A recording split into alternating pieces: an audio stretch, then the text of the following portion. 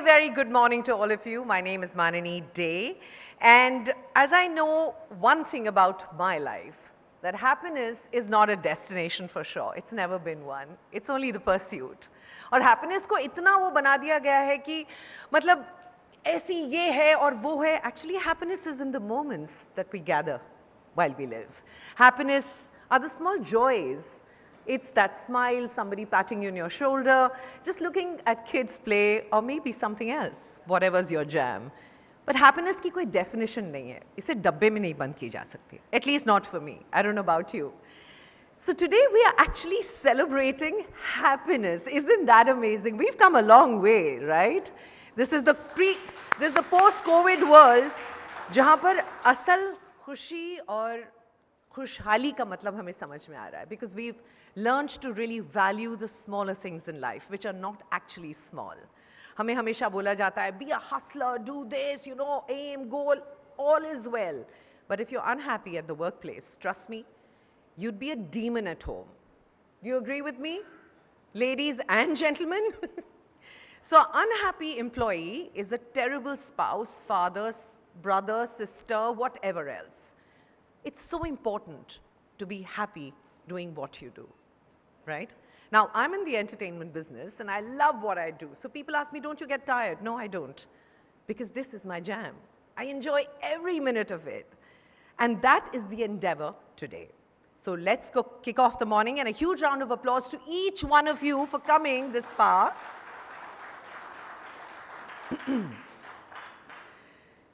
So I welcome you all to the India Today RPG Happiness at Workplace Summit and Awards. This is the first one, guys. Yes, thank you. Now, there's ample research done today to establish the direct correlation between happiness at the workplace and better productivity. I'm sure all of you would agree with that. More and more organizations are placing a very clear thrust on driving happiness in their workplaces. In fact, today we will hear from several practitioners about what they do specifically in their organizations to drive happiness. Now, wouldn't that be exciting? Yes? Yes. Thanks. So India Today, which has always been at the cutting edge of capturing changing trends in society, is celebrating this culture of happiness at the workplace. In association with the RPG Group, India Today magazine presents its first Happiness at Workplace Summit and Awards. A huge round of applause. Now, this gala event is a confluence of all those stakeholders whose efforts have led to the happiness at workplace. In the session that will follow, experts and happiness gurus are actually going to share their secrets, insights, and so many more learnings that they've kind of gathered during their journey.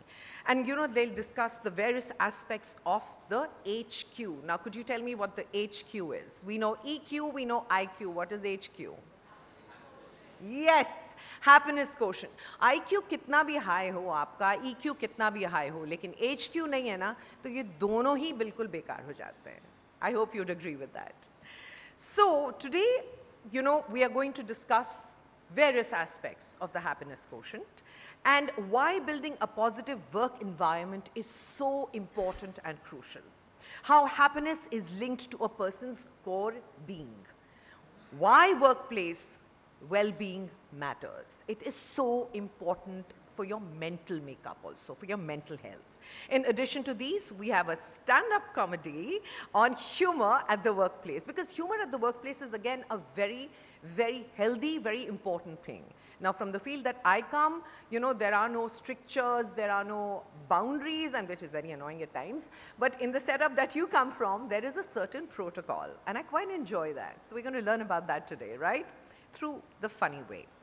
India Today RPG Group will also be recognizing the champion companies who are the happiness drivers for their employees and ensure a happy and rejuvenated workforce. We will be awarding companies who have gone miles ahead in their internal policies, employee benefit schemes, work culture, maintaining best work-life balance, happiest workplace for women, and best architectural design offices, and best green office. Isn't that exciting? Now, this afternoon will conclude the first ever Happiness at Workplace Awards, which will be presented by the Honorable Minister for Industries, Maharashtra, Shri Uday Samanji, and Shri Anant Goenka, Managing Director, SIAT Limited. Thank you. So, without further ado, let me tell you how the sessions will be. Our first session will be titled The Happy Space, Building a Very Positive Work Environment. May I please call upon stage our esteemed panelists, Dr. N.S. Rajan, former CEO of IDFC Foundation and former group CHRO Tata Sons. May I please have you on stage, sir? Huge round of applause. Come on, guys, we can do better. Welcome, sir. Shri Vista Bhagwagar, MD and Chief Architect, AVA Design Studio, and the author of Positivity at the Workplace. Welcome, sir. Could I please call upon Shri Praveen Chaturvedi, Chief Meaning Officer, Happitude. I want to know what this means.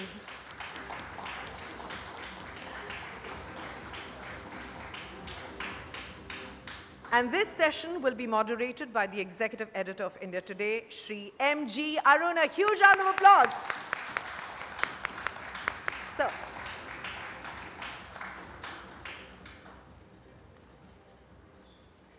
The stage is all yours, gentlemen.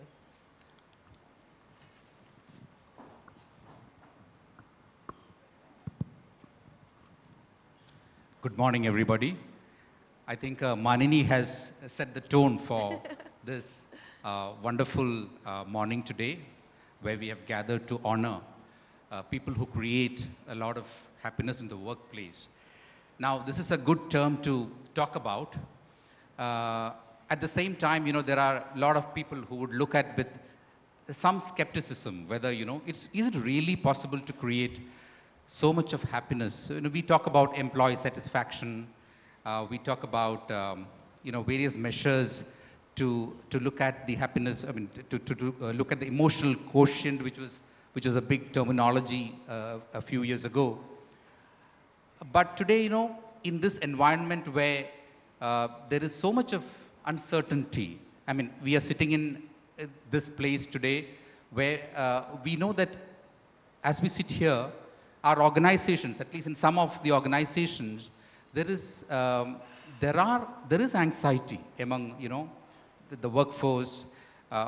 We know what's happening across the globe. There is a lot of tensions on the geopolitical sphere, and some of it is directly affecting some of our companies. So amidst all this, I think I just wanted to put into that context. I want to start with Dr. N.S. Rajan, who has been a practitioner himself. He's former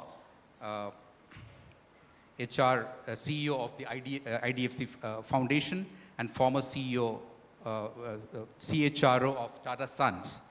So, Mr. Rajan, when we talk about the concept of happiness, is it really something that you can put it into practice? I mean, you have worked with large organizations.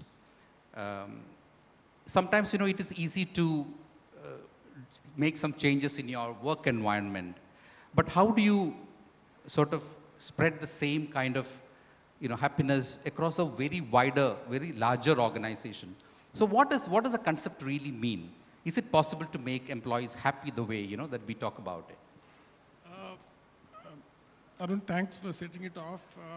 At the outset, I must congratulate Mr. Chengappa and the India Today group to actually have taken up happiness as a cause, and specific thanks to RPG, which itself is a role model, to answer your question, which was perhaps amongst the first corporates to look at happiness as a concept very seriously. So we have Mr. Anant Goenka here, Mr. Venki, Group CHRO, and of course Mr. Goenka himself.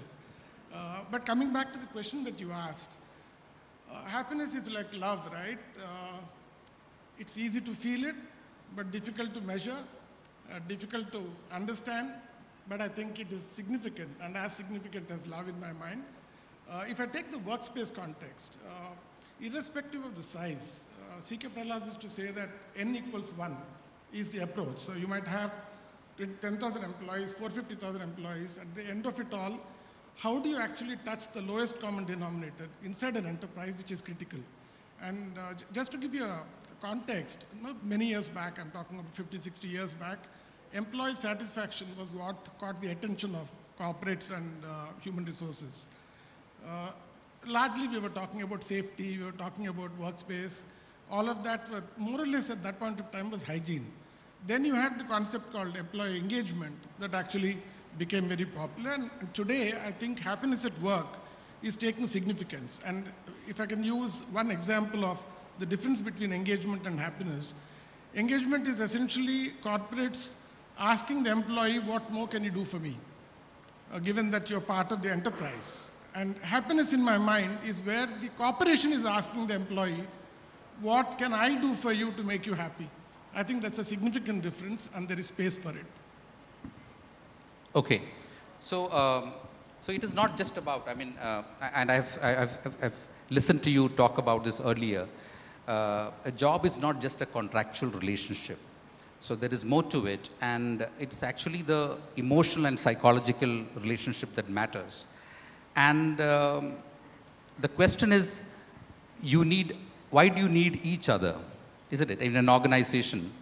And that is where I think, these kind of, the emotional aspect comes into play. We want to move a little bit from the workplace, from the hardcore human resource management to something quite interesting, and this is to do with the buildings, the workplace, the physical infrastructure. And there are ways in which you can actually bring changes to your design. Design your office in a particular way, design your workspace in a particular way. And we have here Mr. Vistab Bhagwaga. So he's MD and Chief Architect of AV Design Studio. He's also written this book during COVID, which is Positivity at the Workplace. So if you could just enlighten us as to how do you design to create more happiness? Yeah, thank you so much. Lovely to be here, and perhaps the most relevant subject, that we're talking about. I mean, imagine a UN report once said that we live on an average 72.5 years across the world, across typologies of people, and we're actually spending, among 6.5 lakh hours on Earth. We're actually spending 1/7 of it, which is almost 1 lakh hours at the workplace. And that's phenomenal. That really, indicates that your best hours on the planet are actually at your workplace. Sometimes they aren't for a lot of people, but, the whole topic today is how do we make those 1 lakh hours more meaningful, more productive, so that people feel engaged and people feel energized. And the good news is, through my 30 years of practicing, especially in the workplace design arena, I feel there are certain ways in which, you can actually create happiness at the workplace. It's all in my book called Positivity at the Workplace. So what I write about and what I mostly talk about is the fact that happiness can be seeded. You can actually grow happiness. You can grow it through strategies that really make a difference. You can, first of all, understand that you are dealing not with the hard physical space, but you're dealing with the occupants who are inhabiting that space. And I think once that mental shift comes in terms of not just creating workstations, but creating workspaces that are meaningful, I think that's the first change that really happens. Invariably, we land up, filling up spaces with desks and with workstations. But I think we need to create opportunities within a designed space. We need to create flexibility. We need to create, possible configurations with people working more and more through, their own devices, mobiles, laptops, iPads, etc. I think you don't need to be chained to your workstation, and I think greater understanding of that allows for greater typologies of interaction, collaboration, to the extent that now you can call an office a work club, because you can actually be working anywhere, and you can actually be coming to office just like you go to a club 2 or 3 times a week, connecting with people, basically bonding and using that invisible glue called culture, work culture, to really cement ties and to create greater efficiencies. So I'm sure there can't be a one-size-fits-all for this, because different companies will have different characters. I mean, a group like RPG would be diversified, or a Tata would be diversified. So how do you do that? Is there a particular character to the architecture which you need to bring out? So thank God for that. I mean, otherwise our life would be so boring. We would be unhappy designing spaces if there was a one-shoe-fits-all kind of a approach. I think what one really does is one tries to soul search instead of Google search, which a lot of my profession is actually doing. I think soul searching means going deeper into understanding the core values of a particular end user. And there is so much variety when you start doing that. And there are so many cues that you can pick up. It's understanding the way people work, understanding the way they can be more productive, trying to create those possibilities to happen within the confines of a hard workspace, through various strategies and means. I think that really is the solution and the way to go about it. Okay, now I come to Mr. Praveen Chaturvedi. He's the Chief Meaning Officer. I mean, that has a lot of meaning, I hope. I mean, I think it will be good to sort of understand what actually you meant by that. I mean, obviously you are creating meaning to the workplace and, to the work of happitude. So that again has to do with attitude as well as happiness, I suppose. Okay, so maybe Praveen, you can sort of tell us as to, is it really possible to measure happiness? Because you have been working with so many corporates on this, and I have seen from the work that you do workshops and other kind of classes on this. So is it possible to measure, and how does happiness really matter? Just take on from what the others have said.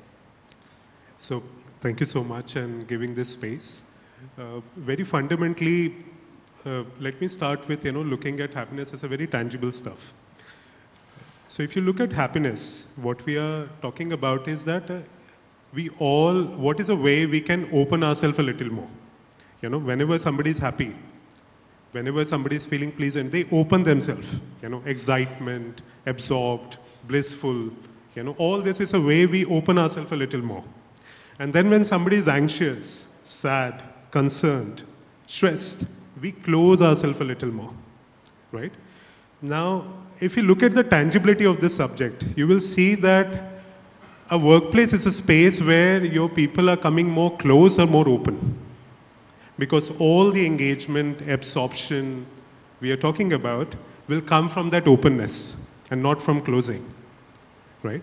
So the more we are open, my listening improves, my absorption improves, my meaning improves at the work. I'm more involved and focused in what is available. Now, when we look at this subject in general, I see, from the last, 1 decade we have spent in doing certain interventions. What we get to see is that happiness need not to, it has got its own stages. The first stage, of course, when somebody is new as an initial level, we will look at happiness at the pleasure point. A classic case, I say that, all the Indian temples, if you see from the outside, it is such a beautiful place, a lot of, beautiful colors, a lot of beautiful monuments. So it starts with pleasure. But the more you enter in the temple, you see that from that pleasure, we move to a place, the second level, which is the passion, where we are not talking about incentives, we are not talking about recognition, we are talking about leveraging the skills, the strength, and helping the employee find a place to grow.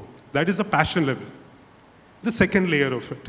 And then if you want to stay longer as we move, from the passion, can we take them to a purpose level? A place where we feel that what I'm doing, where we talk about flow as a very important principle in happiness, can we give a space to people where they feel meaning? I'll say something very quickly, a very important thing we can notice. We all work Monday to Friday. But still, a lot of us feel Saturday and Sunday is a time where we have to go out, drive 200 miles and do a volunteering service somewhere.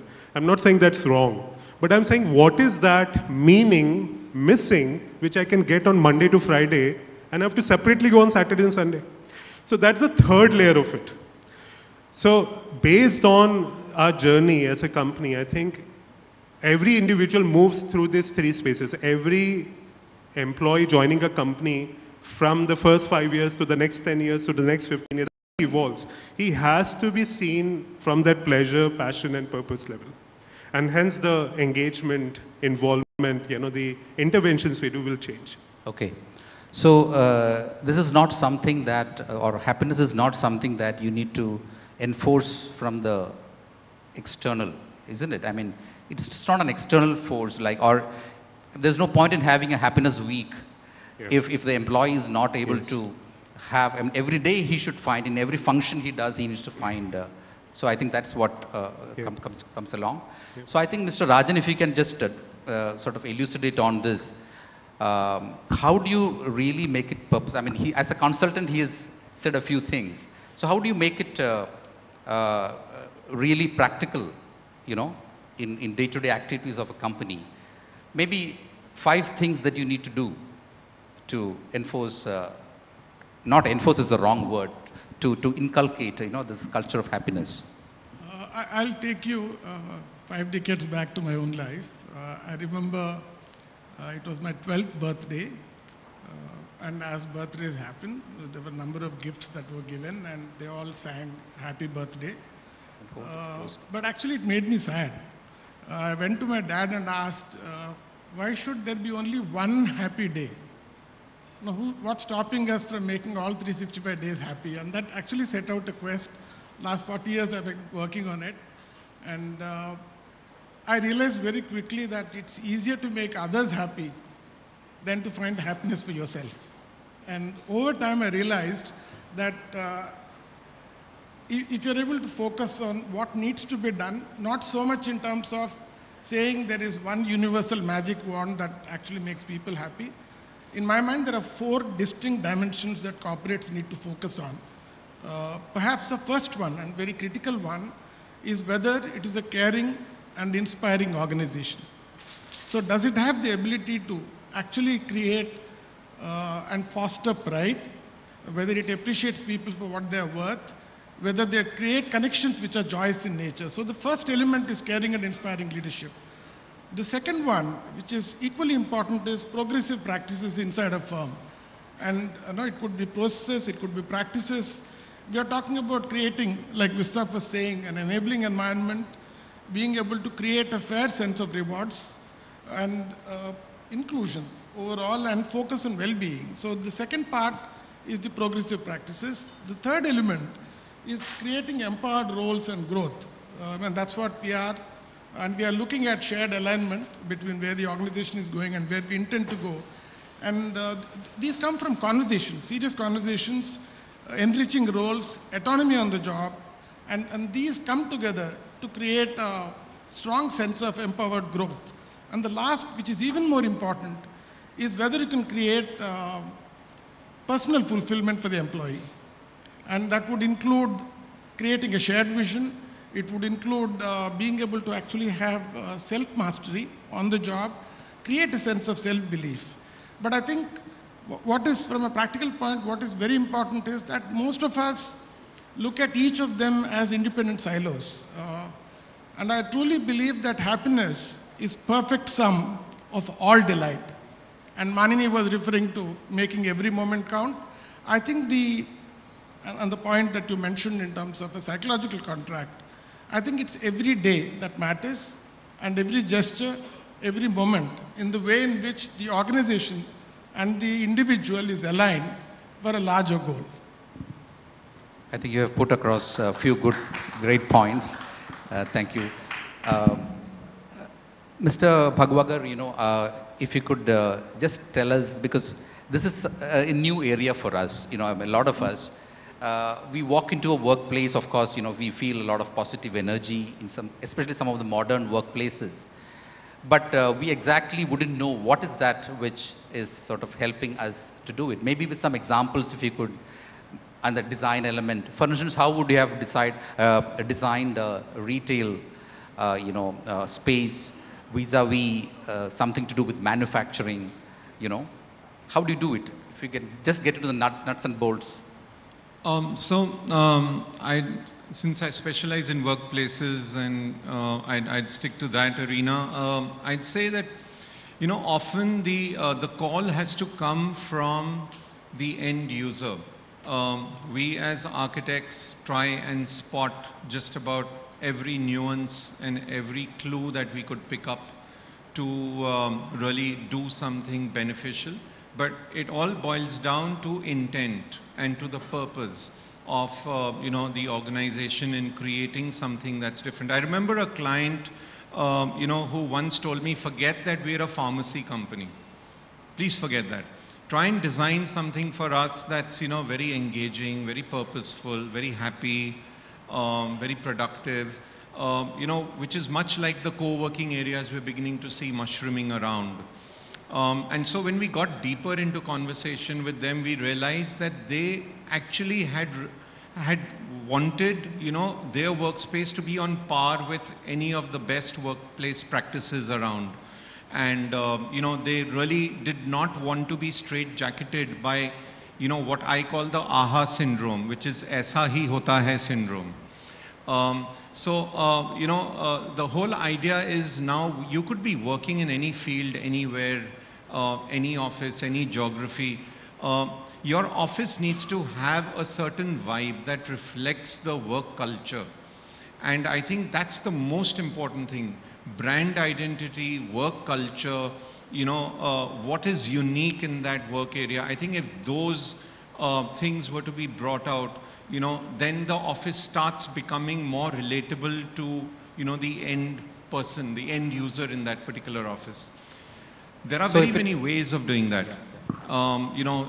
It's very simply about, going down and interviewing different types of end users rather than just taking a brief from one person.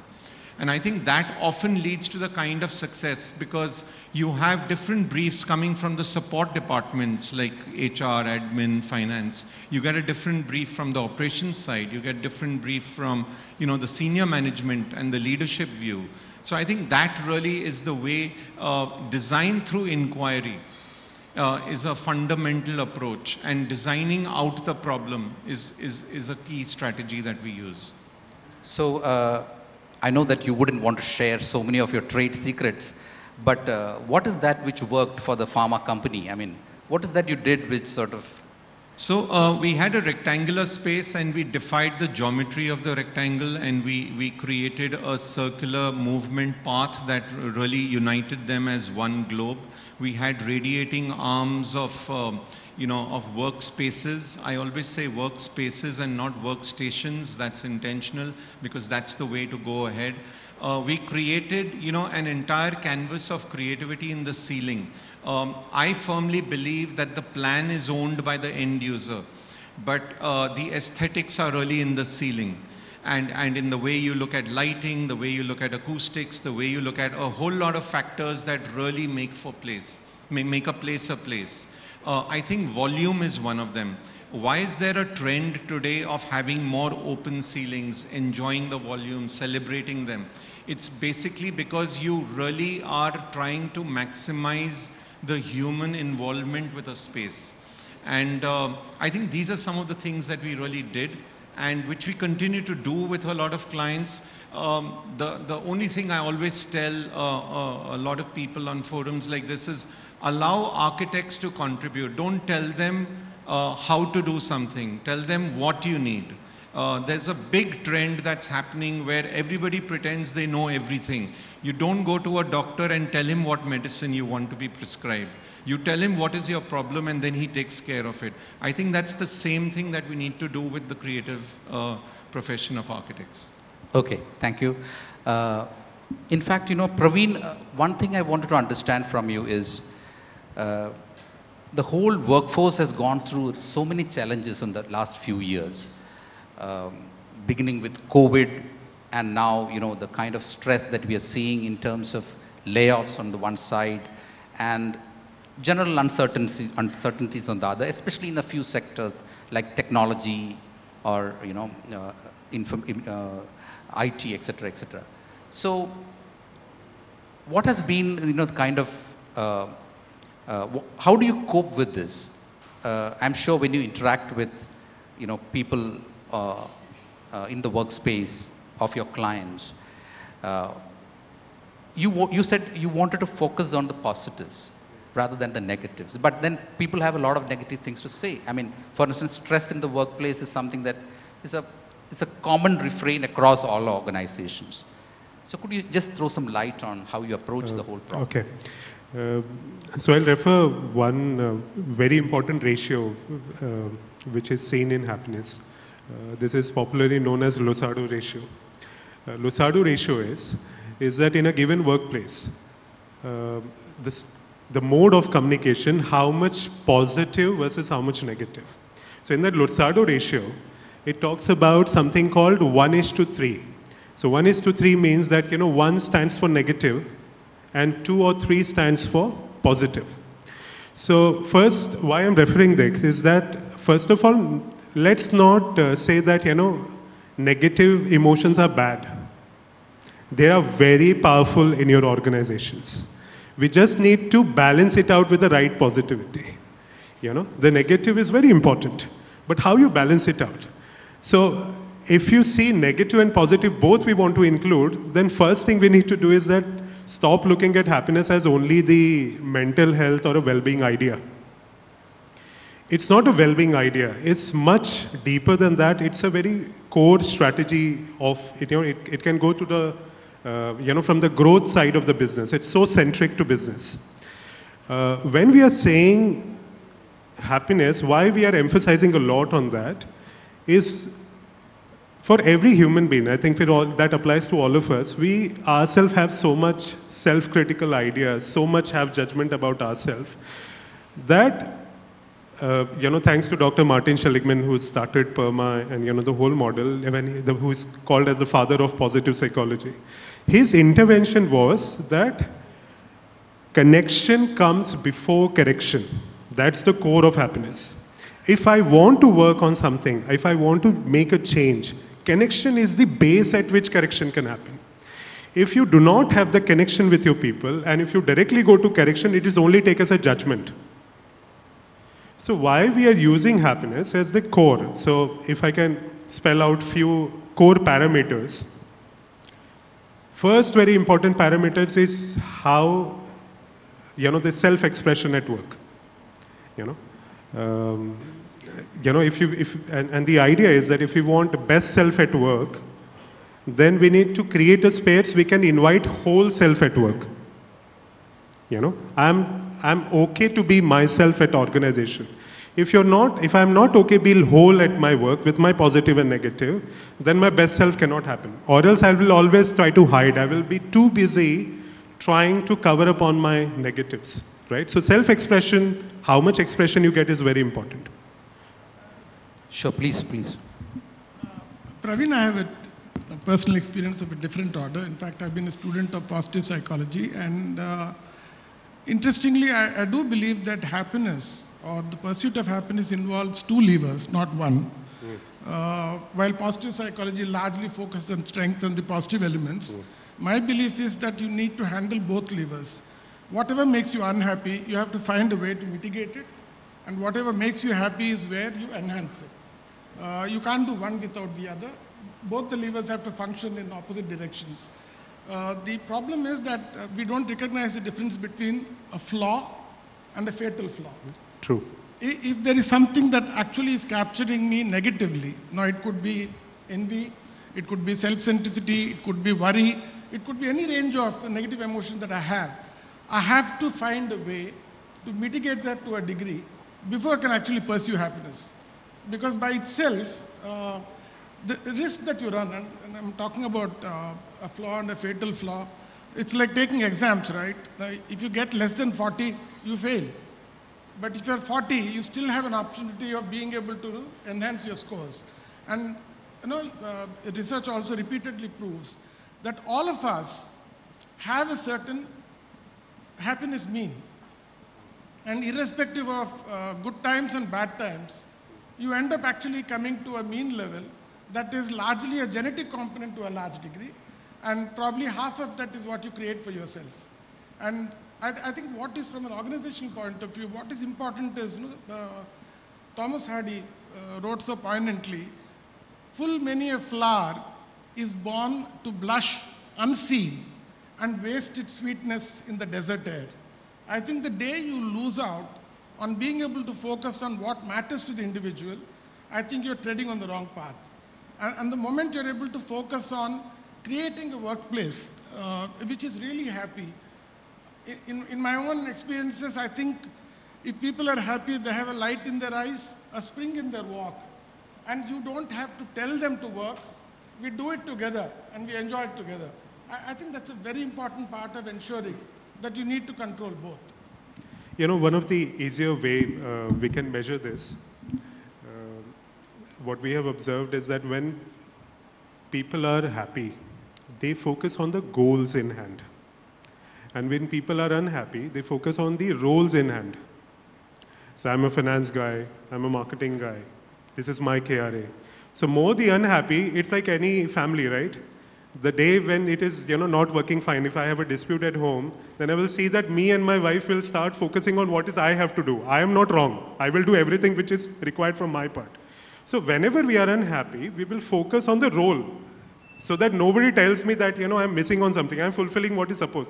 But it's like a cricket, right? If everybody says that my job is to be a batsman, my job is to be a bowler, then nobody can actually lead the team. Yeah, we can all relate to that and what you just said. Yes, so that's the beauty I've seen, is that whenever we are talking about happiness, whenever I'm happy, I'm not limiting myself or hiding, my limitation or my vulnerabilities, I'm okay with it. And then I open up, step out, and then focus on the goals in hand, together where we have to head. It's not between me and you. But if there is an unpleasant feeling, then I'm too busy managing myself than managing my work. That's something we can see. Sure. I'd like to add something. I think, reflecting back in the 90s, our workspaces used to be such that you had cabins along the windows because, the seniors had to have the best views and the best light. And you had the, remaining spaces, whether they are darker or not so, visible, you had them for the others. It's been a stark change since then. The corner office, as you say. Yeah, the corner office is gone. I mean, nowadays we have clients who say, we want to work within, the midst of, everybody. We don't want cabins. If we have a meeting or if we have a call, we'll take a cabin, we'll take a conference room or a meeting room or a quiet room or a pod, and occupy that. But I think more and more one is realizing happier offices are those that are equitable. Everybody enjoys the views, the light, the space. Happier offices are those that allow you to feel equal, and don't really limit you. They are also, the happier offices are also ones where hierarchies are minimized. And then you start looking more, as being part of an organization when you feel whether you are, 2 years of experience or whether you've been there for 20 years. When you are treated equally, when it's an equal opportunity kind of a setup, it starts making for people being more happy. Sure. I mean, we have so many practitioners of human resource practitioners in this audience. So I'm sure that some of them would come over and, talk about this as to how they are really, creating this kind of happiness at the workplace. But Mr. Rajan, I mean, you just I think you had a point to add in this, and maybe also I would like to you to take up this as to when finally companies try to implement this, and you have been a part of a very large organization, extremely diversified. How do you quantify this? And even when you talk about all these concepts, I think the management would finally ask you this question as to, yeah, we are hiring these coaches, we are doing this, we are changing our workplaces, we are designing it differently. What will be the return? I mean, how is it measurable? Would that question be asked, and how do you answer this? I think that's a fair question. However fuzzy happiness might appear, I think there are ways to measure it. And in my own experience, having spent 12 years at Ernst & Young, I'd actually worked on a model where I think what is important is, if I take the model that I had worked on the 4 dimensions I'd mentioned, there are about 16 elements that actually make those 4 dimensions work. But let me just take a simple example.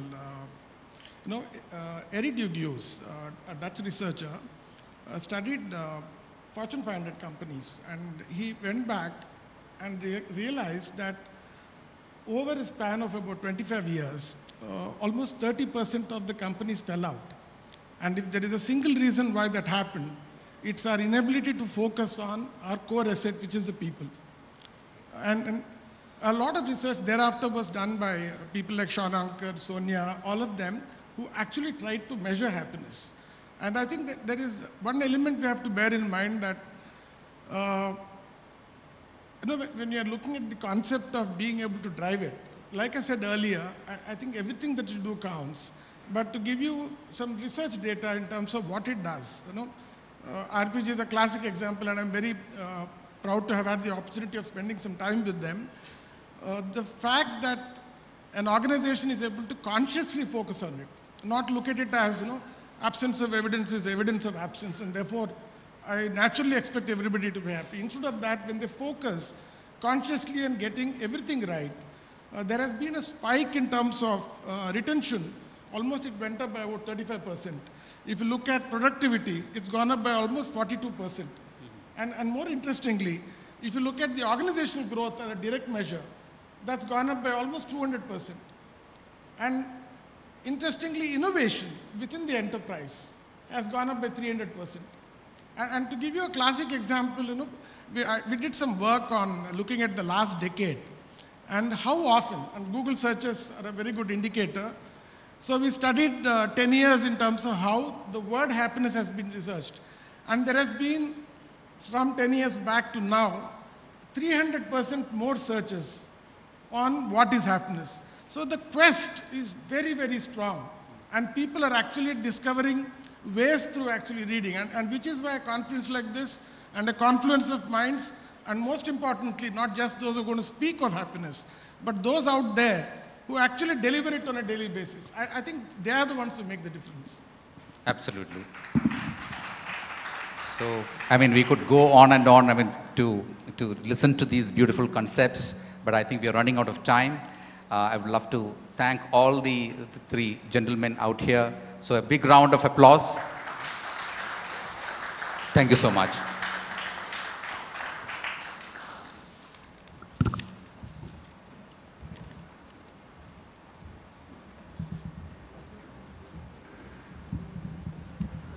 Thank you, gentlemen. That was so insightful, and what you said about connection before correction made so much sense.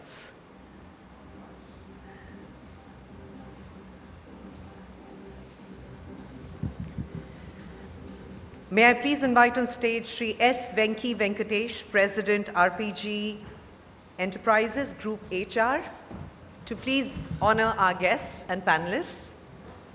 Good morning, sir. Please, could I please request you to come back on stage? A huge round of applause, ladies and gentlemen.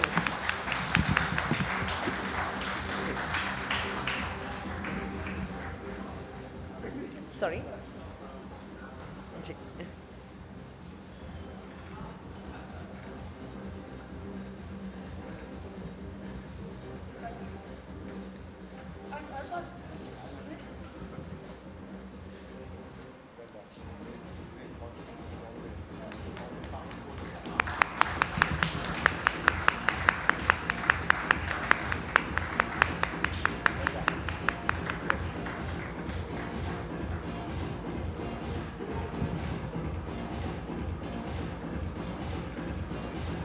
Thank you. Thank you, sir. Thank you so much. Thank you. Truly insightful. You know, so many things that you learn when you listen to others, and how, I mean, such wise words that happiness again is something that makes you perform to your best ability. जब आप खुश होते हैं तो आप जो भी करते हैं वो पूरी शिद्दत से, पूरी मोहब्बत से करते हैं, और जब आप किसी चीज़ से मोहब्बत करते हैं तो उसका आउटकम तो खूबसूरत होना ही है.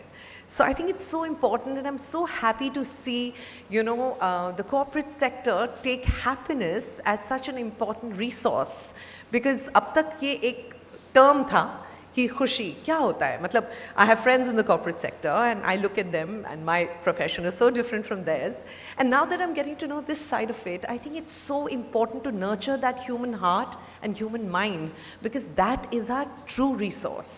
जब तक आप उसे हार्नेस नहीं करेंगे आप इंसान के पोटेंशियल को कभी हार्नेस कर ही नहीं सकते हैं. It's like us being actors. We have to be in the moment. You make me unhappy before a happy scene, I mean, I'll do it, but it needs a lot more effort. So kudos to all of you. Kudos, really. All right, now moving on. So we all know that mental health is very crucial per se in life, and especially at the workplace. How important it is for us to maintain good relations with your bosses, with your co-workers, with your family. Everything gets reflected, and correctly said. आप कितने दिन acting कर लेंगे? जब आपको किसी के साथ काम करना है, क्यूबिकल्स भी नहीं है, अब तो आपको फेस टू फेस बैठना है, तो इतना ह्यूमन इंटरेक्शन हो रहा है कि आप कितनी देर झूठ बोल लेंगे, कितनी देर मास्क लगा लेंगे. So end of the day, you have to arrive there with your authentic self, and that's where your mental health kicks in. So to discuss more on this topic, why workplace well-being matters, may I please invite on stage our esteemed panelist, Shri S. Venki Venkatesh, President Group HR RPG Enterprises. Thank you, sir. Ms. Sunita Bhuiya, musician, training and wellness specialist. A huge round of applause. Dr. Harish Shetty, well-known psychiatrist. Ladies and gentlemen,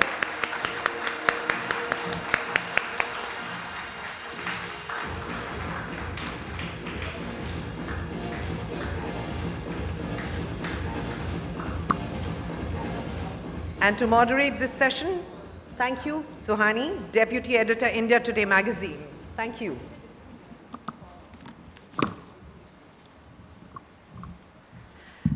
Great. Thank you so much for everyone being here. Good afternoon. So you have companies now encouraging employees to do health checkups. I get a mail every year from my company. Others are offering you the benefits of yoga. Well-being, both physical and mental, is now an integral part in many company policies. And this has been more evident during the COVID-19 pandemic, because what's happened is our professional and our personal spaces collided when we began to work from home. So we all know how well-being relates to productivity. And if you want an efficient employee, you need a healthy employee. And you need to have an environment where one is motivated and not pressured. It's as simple as that, and I think we can't have three better panelists here. We have Dr. Harish Shetty. He is one of the most eminent psychiatrists in Bombay. He is the go-to person if you ever need any kind of advice, and he's always available. And he also uses humor really well when it comes to doling out advice. We have Mr. S. Venkatesh, who's the President Group HR for RPG Enterprises. And we have Sunita Bhuiya ji, who is a musician and a wellness and training specialist. I'll begin with Dr. Shetty, since you are right here next to me. Can you tell us, Dr. Shetty, what happens to workplace productivity if an employee is unable to cope or just process stress and anxiety? The last 2 years has led to a lot of anxiety and stress. So can you tell me, how should the employer handle it and how should the employee handle it? Let me turn this workshop upside down. Please don't chase happiness. Happiness is a byproduct of peace.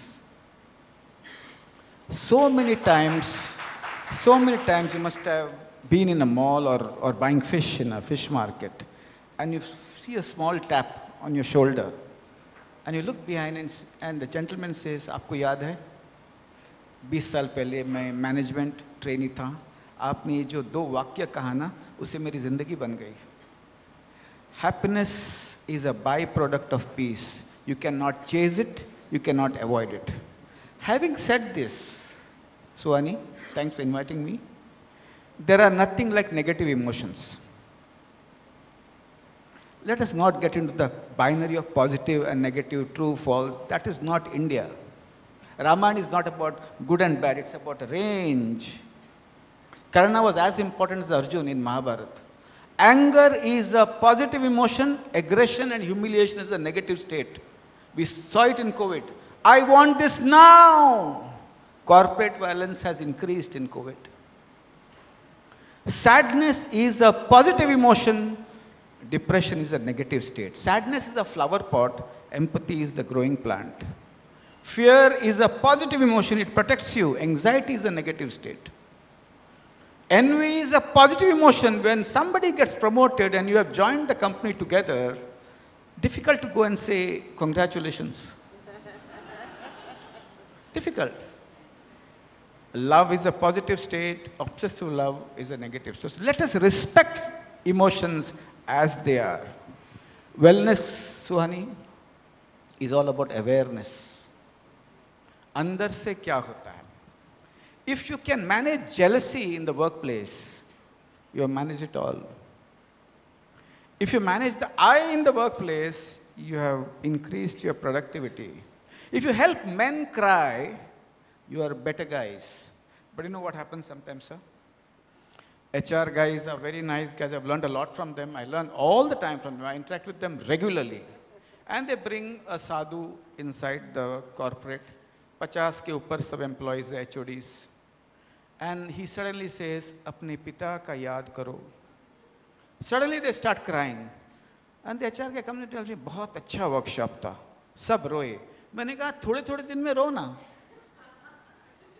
एक साल में एक बार क्यों रोना? So wellness, Suhani, is all about awareness. And paradoxically, you have an HR director promoting wellness and happiness, and the sales guy and the business head saying, I want it now. You can't set the house on fire and paint the walls. So when you locate well-being, when you locate peace, you need to fundamentally tinker at all levels. And that I think is most important. Lastly, my dear Suhani, EAP is okay. Having psychologists and psychiatrists in companies are okay. But where are your mental health policies? And that I think is very important. Thank you so much, Dr. Shetty. Mr. Venkatesh, I think we heard early on how RPG has been at the forefront of prioritizing happiness at the workspace. Pleasure being here. I think the story of the pandemic has been one of human saga. I think we saw a lot of suffering which suddenly kind of emerged, and we were surrounded by doom and gloom. And I remember that the early days of the pandemic, every time we would meet as a management committee, we would only hear news of headcount being cut or salaries being cut. So I think one of the ways to also promote happiness is to not create additional unhappiness. And that's something we practiced. And then, of course, that's the time when people really started thinking seriously about their own lives. What does it mean? Because, we don't know how long the pandemic will last, whether it's going to be a 1-year phenomenon or a 10-year phenomenon. And of course, we were all in the thick of this. In our own organization, we had manufacturing contract employees who are migrant labor. We had 30,000 of those people who had to get back to their hometowns. And suddenly there was a clampdown and a lockdown, and we had to use a lot of our own resources to get people back to states like Bihar, UP, Chhattisgarh, Jharkhand, from where predominantly these people come. Now, that's the time we actually did lot of work on. At least 6,000 people responded and told. At least 6,000 people responded and told us in very complex and exciting interviews. And the inciting interviews were at all levels. For example, I did the inciting interview with Harsh Goenka, our chairman. And I said, listen, Harsh, I mean, this is a 200-year-old legacy company, and we've been through multiple stages of evolution as a group. But what does happiness mean to you personally and to the company? And I think we kind of did this deep employee inciting and came out with a framework. And the framework is pretty detailed. It kind of looks at 6 pillars. It has about 40 elements and then analyzes what people really want in an organization. And I think we also have to buttress it with a lot of enabling policies. You just can't announce Happiness Day is not a, it's not like a weekly pizza day or whatever, it's a feel-good day which you celebrate on a Friday. We also said that people have to feel safe and secure. If you have happiness as your motto, but people do not feel safe, there is rampant harassment, there is rampant sexual harassment. It's a company which kind of doesn't want to touch people who are performing, because these are the guys who are turning in top line and bottom line, and therefore, I will handle them with kid gloves. What do you think is going to be the mood of the organization? People are going to say that your happiness means nothing to us. So we now have a very, very strong anti-harassment kind of a culture. And we've gone beyond posh, which is very legalistic, you have to do it. But any kind of harassment, we are now anti, which means, you can't do body shaming. That's very interesting. You can't do racial, religious, caste, country of origin, because we are now operating in 180 countries, and we are kind of sensitive to even small things like if you're holding a review meeting in another country, are you doing it in English or are you kind of lapsing into Hindi? Even small things like this affect. Yeah, so what's interesting, you're saying you build an environment where you don't create scenarios where an employee feels unhappy. So harassment is one important aspect of it, isn't it? Correct. You've realized that it's intertwined. Correct, absolutely. And just a few other things that we did. For example, we went and converted this into a framework and thereafter a survey. Okay? And we measure happiness quotient in each one of our companies. And I must tell you that we've done this survey for 2 years. We do it with the help of a partner, Mercer. And before we finalized Mercer, I remember calling up one of the world's largest consulting companies, introduced to me, the sales director of the group, introduced to me by a friend from Accenture. And she said, Venki, is this product for sale? Because it's so awesome. I said, no, it's not for sale. We want to use it internally. There is, kind of an IPR which we don't want to share. But what it has led to is we've been having upwards of 80%, I can share this in the open forum, as a happiness quotient. And in many forums, I stand up and tell people, listen, if I got 8.3 or 8.4 out of 10 as a happiness score in my personal life, I'll be very thrilled. How many of us can kind of claim to do that? And in an organization where there are 30,000 plus employees, diversified conglomerate across 180 countries, that's not bad. We're not going to rest on our laurels, and we have to work harder in terms of improving things. So we've done that. And the other thing we've done is a lot of inclusion. We went and introduced probably one of the first LGBTQ plus heterosexual partners benefits policy. That's really good. A lot of companies do a lot of work for LGBTQ, but even heterosexual partners are kind of a neglected lot in terms of coverage of benefits by the company. So this is another thing that we've done, and that inclusion and that whole culture of inclusivity actually propelled us to go and hire transgenders.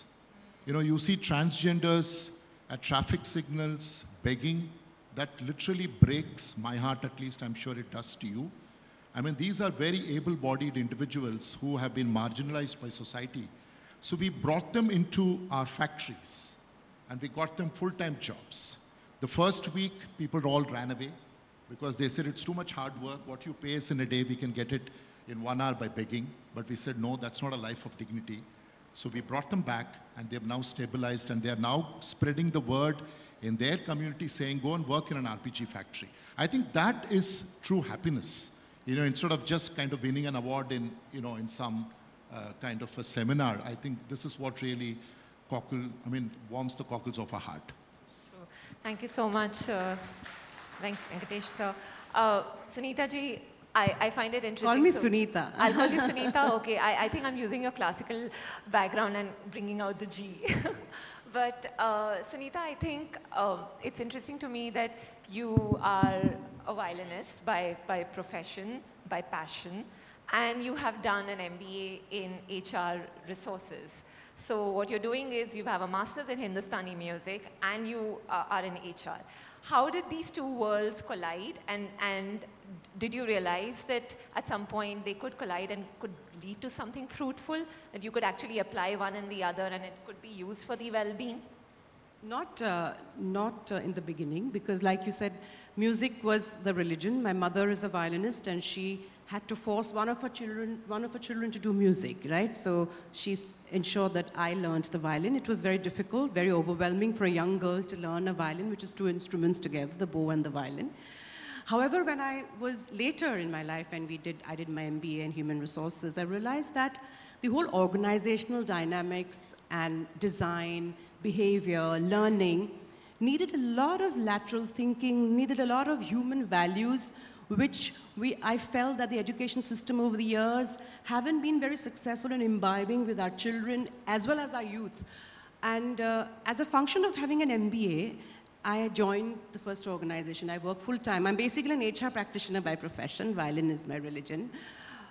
And then I realized that people who were young initially in the workforce come from very good institutes, were very good in their domain. But when it came to dealing with people, when it came to understanding people, that's where I felt there was a huge need for an engagement like the arts to not teach us, but facilitate values that could make us a better team player. And that's the team player that becomes a better leader. So it all started by using the metaphor of the orchestra to create more happy, calm, composed professionals. And like Dr. Shetty said, that happiness is a byproduct of peace. I strongly believe that performance/productivity is a byproduct of happiness. You know? So, and that's when I delved deeper into one of my papers in my master's in music, which had the concept of sound. Music is a science. A lot of us think that artists have koi fikr nahi hai duniya ka, but music is a complete structured science with the same Pace of life, the speed of life, the hustle bustle of life covers the zone of our heart which is compassionate. So what do we do? What do we do in our workplaces? I would say that somebody thanked the founder of positive psychology. I'm so happy. I'm learning so much from Malini. In the initial little wisdom, she spoke about being good and being a demon. And even in the next introduction, she added a flavor to the entire seminar. Also, Rajan just shared that he has written 80,000 words. We are waiting for it, Rajan. And connection is correction. Aesthetics is in the ceiling is, I think there's a lot of wisdom happening. But what is it that we are doing? Are we going to focus only on the work? If you are able to improve the values, mental health systems in the families, your workplace will be better off. If you're able to tell the spouse of your employee that this is what you do to improve the marks and the grades of your children, your families will do very well. So we need to actually connect mental health to compassion and empathy. Now, what is empathy? Empathy is the Gangotri, compassion is the Ganga. If you keep that flowing, everything will do well. He thanked Martin. I thank Patanjali and Gautam Buddha. I follow what he said. But Patanjali gave us a gift of yoga. Across the country when I travel, where yoga is practiced, there is equanimity, there is samanta. Using ragas in the morning, use morning ragas. After listening, the body starts producing yourself completely to it. That's in a very high level, how does the therapy work? That's... We are literally running out of time, but before I ask Sunita to bring her weapon of choice and entertain us and give our ears some sonorous tones, I want to give Harish Shetty sir, Venkatesh sir, one final word before we conclude this session, yeah? this has evidence. What she said has evidence. So it aligns you with nature. But I think the challenge with all of us, including me, is to build emotional wealth in employees and emotional equity among everybody. And also remember that somebody might appear very compassionate in the workplace, but sometimes misplaced compassion can be dangerous. That could be a result of poor awareness. Mental health policy is a must. When we meet next year, if at all, we would be happy to look at mental health policies in different organizations. I think, if you keep aside all these methodologies and frameworks and all the, big stuff that, management and HR folks speak about, just apply one simple test to your organization, in terms of just happiness quotient or whether it's a happy organization. Is it a place from tomorrow morning, will you send your son or daughter to work there? Is that the kind of workplace that you're creating? And nothing affects you more than a personal agenda or something which affects you deeply. So I ask this question literally to a lot of people. I say, listen, will you send your son or daughter to RPG? And they say very gladly. And I can see that they're being genuine in their response. Yeah, that's so well said. If you can bring your kid to your work, then sure, that's the place you'll be happy. Yeah. Sunita ji, yes. should we begin? Yeah, I like love is universal. The weapon of choice is here, that's the violin. Can you give a warm applause to all our panelists? And I'll ask Sunita to take over.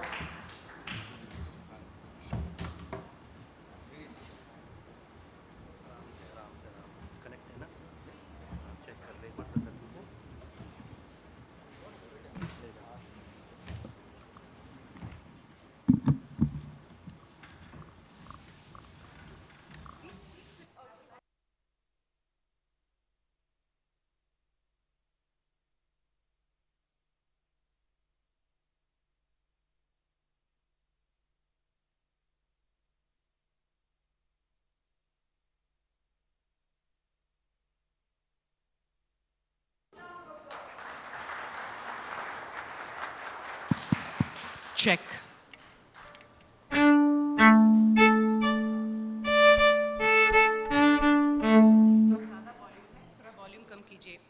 Well, like I said, that love is universal, humanity is universal, music is universal, because they are the 7 notes. And I'm not going to play a rag now in case you feel too meditative. You all need to feel a little happy, right?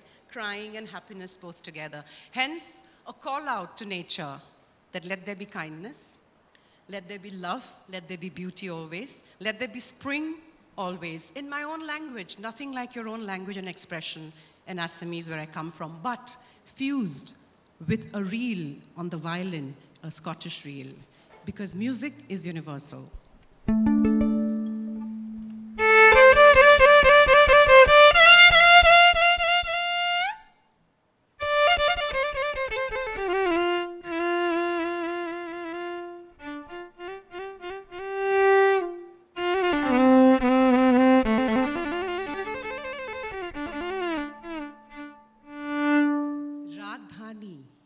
Depression during the afternoon in clinics and rehab. This is Ragdhani, and Ragdhani is there in jazz and Assamese bihu.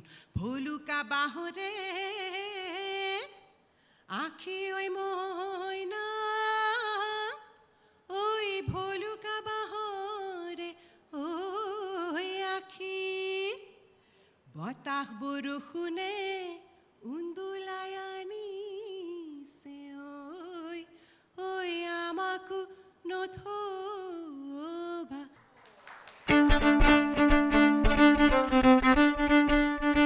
You got to, I don't have my drums and the music, so you're going to give me some energy. 1, 2, 3, 4.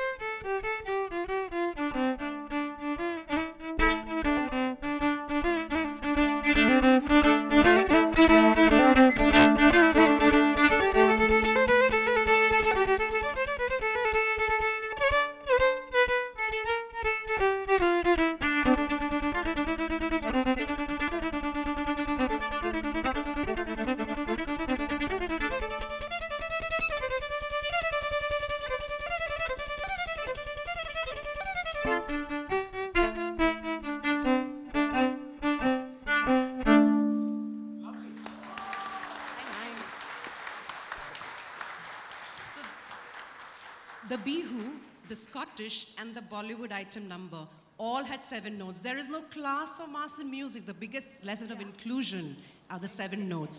It's there in all kinds of music. Thank you so much. Thank you. Feeling हो जो एक millionaire की होती है. Millionaire के पास पैसे होते हैं, रोकड़ा होता है, लेकिन हैप्पीनेयर के पास अथाह खुशी होती है. बहुत सा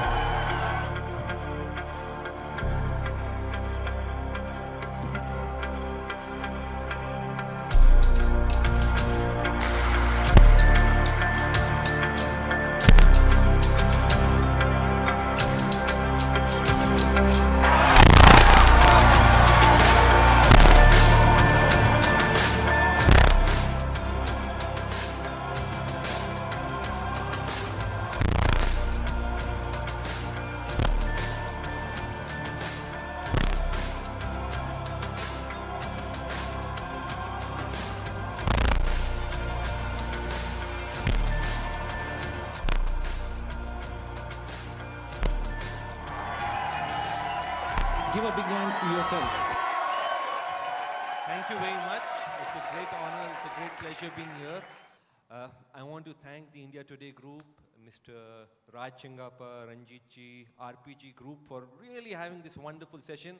And above all, for all of you for taking your Saturday out and coming here. Give yourself a big hand. It's great. I think all of you have come. I've been enjoying myself. I loved the music. It was so mesmerizing. I loved all the wonderful ideas shared by Mr. Venki, Dr. Rajan, Dr. Shetty. And my session is going to be very simple. And I have just one objective, and my objective is to help you take action. Because I believe many times we attend such events, wonderful ideas, but what happens when we go out? You're smiling, sir. I think you know what I'm talking about. Many times we go out and we don't take action. So I think if there's anything you like today, not just my session, all the other sessions, can you all commit to taking action if there's something you like? Yes? Yes? Oh, I love Manini's energy and she brings so much joy. I think it's beautiful. I believe happiness is something that comes, each one of us, if we are happy from within, it helps in lots of areas. There's lots of research done. I was speaking to a friend of mine, Dr. Ellen Langer. She's written a beautiful, she's from Harvard, called on mindfulness, on how when your surroundings or you from within are happy, you know, your signs of aging reduce, your health improves. There's a lot of research and I have 28 minutes. When I started, I had 20 minutes. I don't know how it became 28 minutes, but it's great. Usually our programs go on for 3 days, 4 days, 5 days, but I'll try to give it the best in the short period we have. I'm reminded of something. We were doing a program with His Holiness the Dalai Lama in Dharamshala. We had taken around 80 people with us, and he was sharing something very interesting.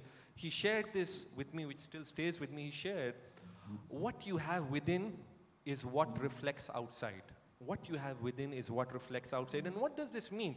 If from within I have certain emotions or certain feelings or whatever thought processes I have from within, that's how my outside reality gets defined. And if we start working on ourselves from within, it will show in the workplace, it will show everywhere. And I feel it's great. RPG, India Today, organizations today are taking these initiatives, but I think this is a more personal journey. While you can measure it, there are lots of statistics, you can measure it. I believe happiness is like love. If, you know, can you measure your love for your mother or your father or for your kids? You might take surveys, but I think it's something deeper. It goes beyond measurement. And I want to share a bit about myself, you know. I'm a very simple guy and people see me on all these platforms. But I think my journey in the area of happiness started with a session like that. So I was 14 years old. I was born in Mumbai.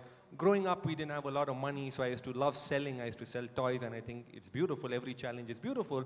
But when I was 5, I shifted to a place called Tehran in Iran, and I was growing up there. I'd come for my summer vacation when I was 14, and my grandmother, my Nani ji, you know, I call her Nani, and sometimes I feel what our elders, our grandparents, our parents do for us have so much impact. She told me, Yogesh, I enrolled you in a meditation course, a meditation camp. It was like a 2-day program.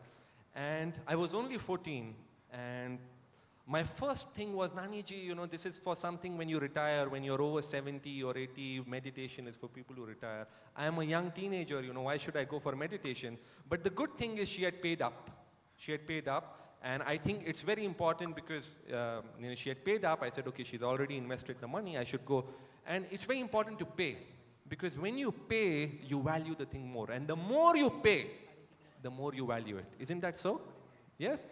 It's very important because people don't value free. Let me tell you that. You know, if you want to change something in your life, you want to get fit, you want to get anything, go out and pay. You want to get fit, go and pay a yoga class. You want to learn music, go and pay a teacher, because that is a form of commitment. So she had paid up, and I think it's beautiful she had paid up. So I said, okay, now she's, and I'm a Sindhi, like our stand-up comedian here, Mr. Khatri is a Sindhi too, but I said, okay, you've paid up, so you got to show up. So I went for the meditation class. I was sitting right in the front, and I had the maximum number of questions. And there were two reasons I had the maximum number of questions. The first was I was skeptical, you know.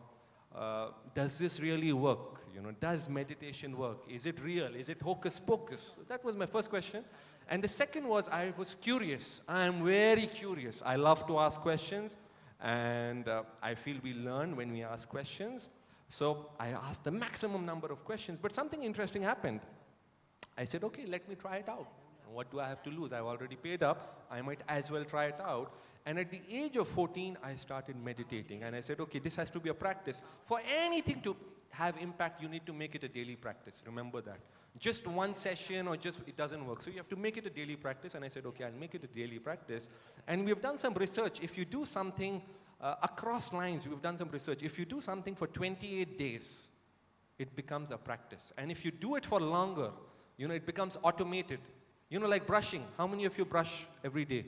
In the day and night. Why do you brush? Even if you have had a late night, even if you have had a stressful day, you brush because it's become a process, it's become a practice. So I started meditation, and it was so incredible. Before that, I used to be very angry. Teenagers, you know, angry, a lot of angst, a lot of frustration. I would get, you know, super stressed out. But as soon as I started meditating, gradually things started changing. You know, I became calmer. I became more creative. I started getting better ideas.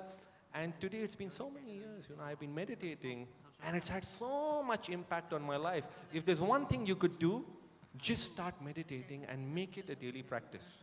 And it goes hand in hand with your work. I'm not saying go and live in the Himalayas. The reason I meditate is because it makes me more productive, it makes me more creative, it helps me deal with people better, it makes me more confident.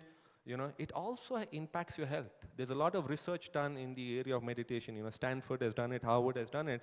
How meditators, so they studied the neurology of people. They found out that regular meditators, their brain neurology is different. So, and also their health indicators are different. So for example, if you start meditating today, so your cholesterol will go up, your blood pressure will go down, all these things are there. So I started meditating, and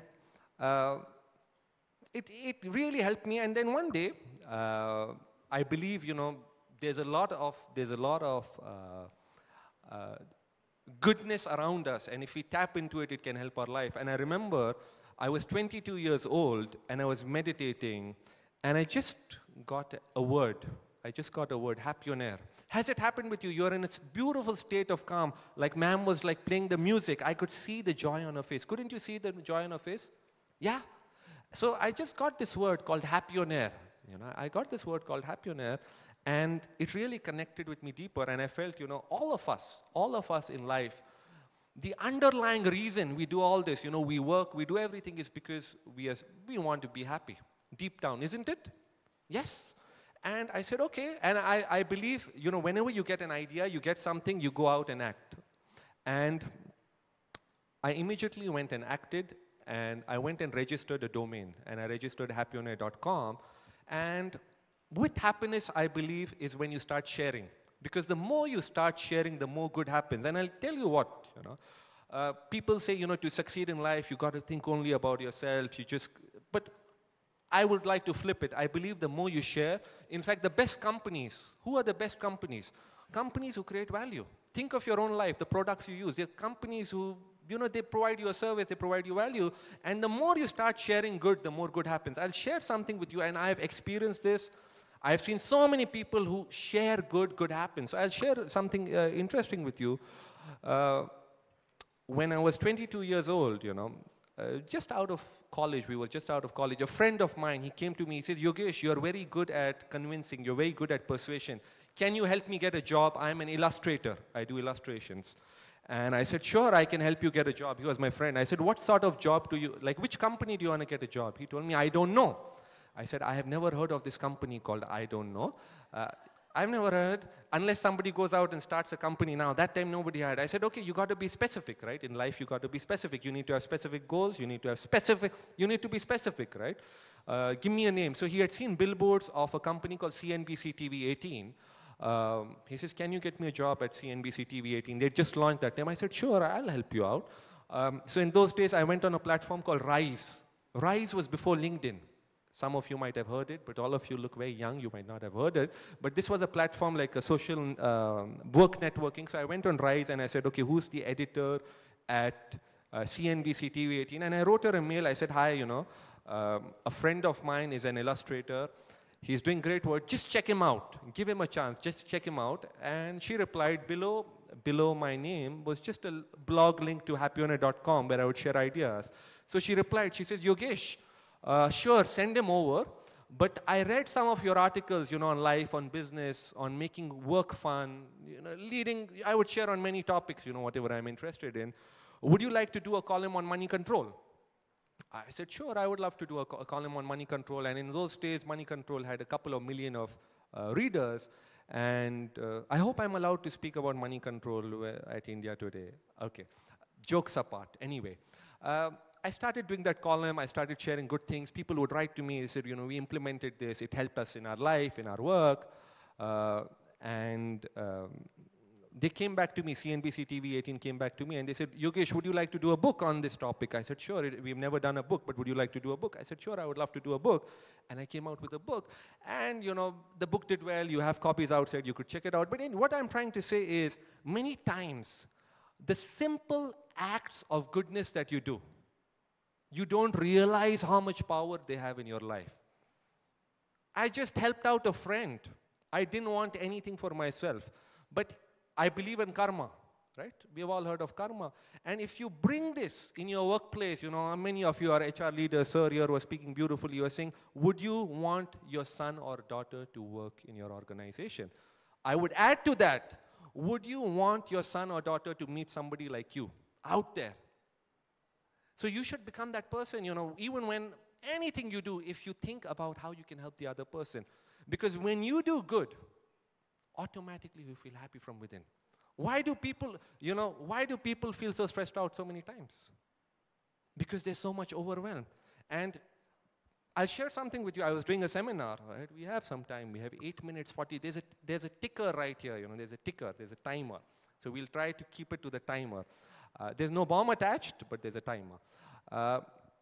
So I remember we were doing a seminar like that, and we had around 500 people, and it goes on for 2 days, 3 days, and it was, I love what I do, and there was a lady, she just got up.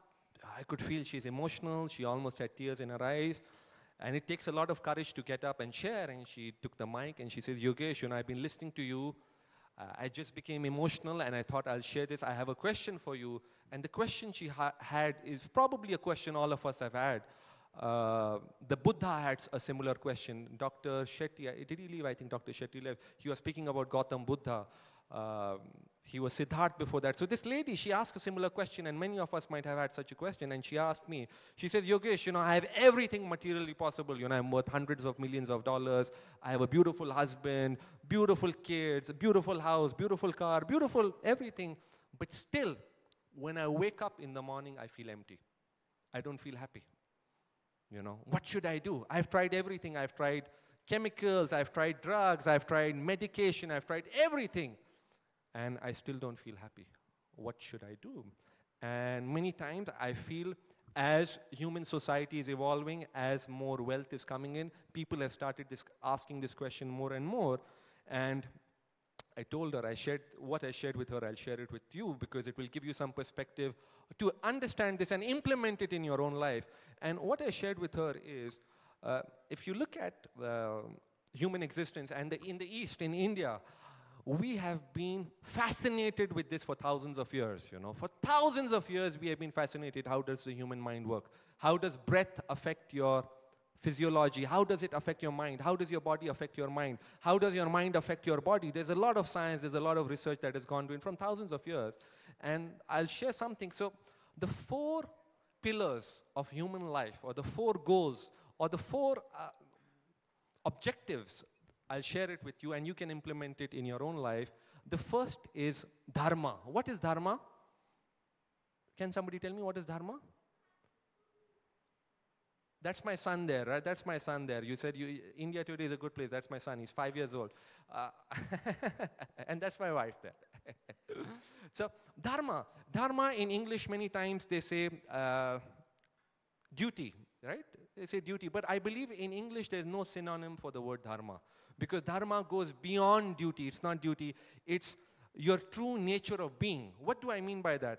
It means, I'll make it very simple. For example, a lion, right? What's the lion's dharma? To go out and hunt. Exactly. Now, if you tell a lion, become a vegetarian, become a vegan, will the lion be happy?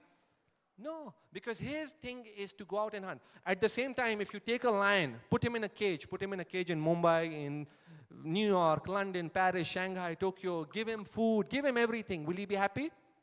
He will not be happy, because that lion's dharma is to go out in the jungle in the morning, go and hunt. That's dharma. And each one of us has our own dharma. If we discover our dharma, we will discover joy. This is my dharma, what I'm doing here. Ma'am's dharma, I could sense his music. Couldn't you sense it? Couldn't you sense her flow, the beautiful smile on her face? Dr. Rajan's dharma, I could sense it. He really enjoys what he does. You get into a state of flow, and the best performers in any field, not just performers, surgeons, doctors, scientists, HR heads, CEOs, business owners, statesmen, stateswomen, artists, anything, farmers, anything, it doesn't matter. If you discover your dharma and you enjoy the process, it's beautiful. So the first is dharma. The second, once you practice your dharma, whatever it is, you have to discover your own dharma. The second, after you practice dharma, is you will attract artha. What is artha? Material wealth. Artha is material wealth. If you do your dharma, you will attract artha. And artha is needed, material wealth is needed. If you are a business, if you are CAT, if you are RPG, you do your dharma, you do good production, you do it with honesty, you do it with dedication, you be honest with your customers, with your suppliers, everybody, you will attract artha. Isn't it? You will attract artha. Artha is material wealth. Once you attract artha, the third is kama. What is kama? Kama refers to all the sensual pleasures of life.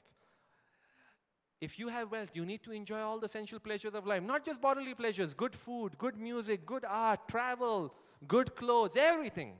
So you enjoy the third. That is, what is it? Kama. And the fourth, after you have experienced these, dharma, arth, kam, is moksha. And what is moksha?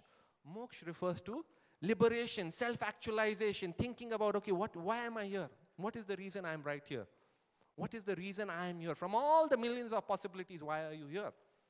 That's when moksha comes in.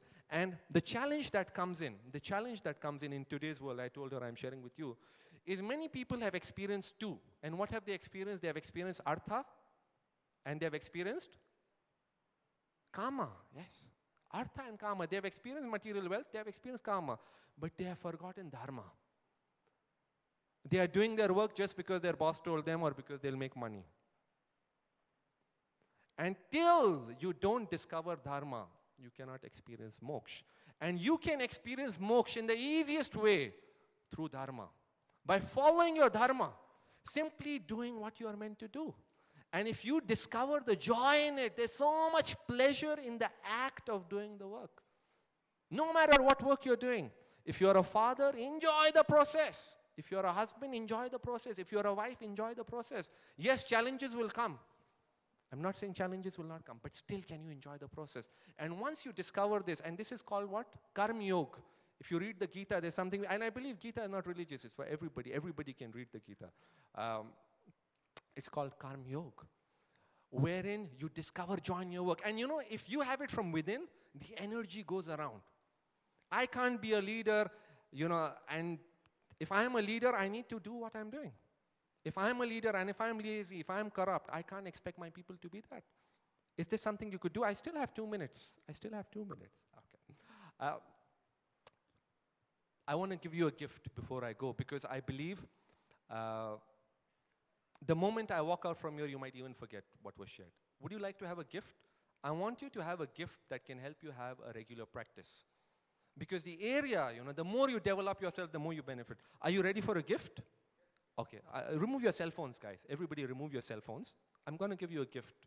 Please remove your cell phones. Don't be so afraid. It's your cell phone. Remove your cell phone.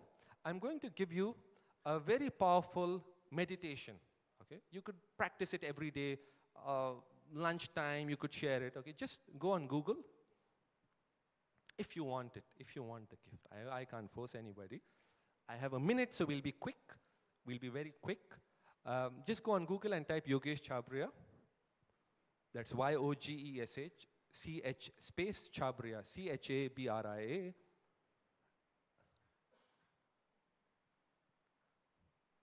The website should come as happyonair.com. www.happyonaire.com. How many of you are on the website? Raise your hand. Are you quick? Okay.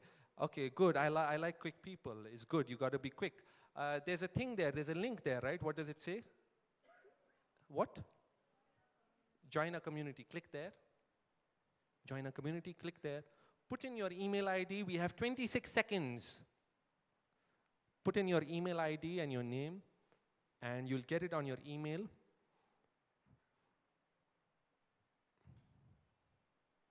Who did it first? You can raise your hand. Oh, you did it. Okay, good. Go and confirm your emails too, so you know it's yours.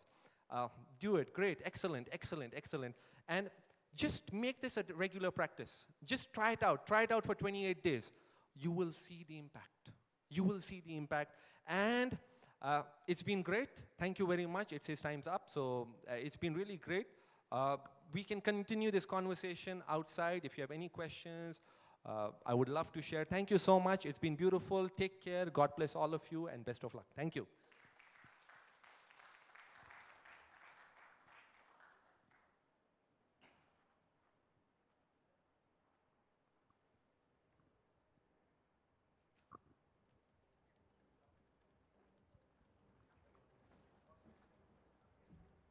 Thank you so much for that enlightening session. Ladies and gentlemen, a huge round of applause for Mr. Chabria. Could I please request Shri Manoj Sharma ji to please come on stage and to honor Mr. Chabria.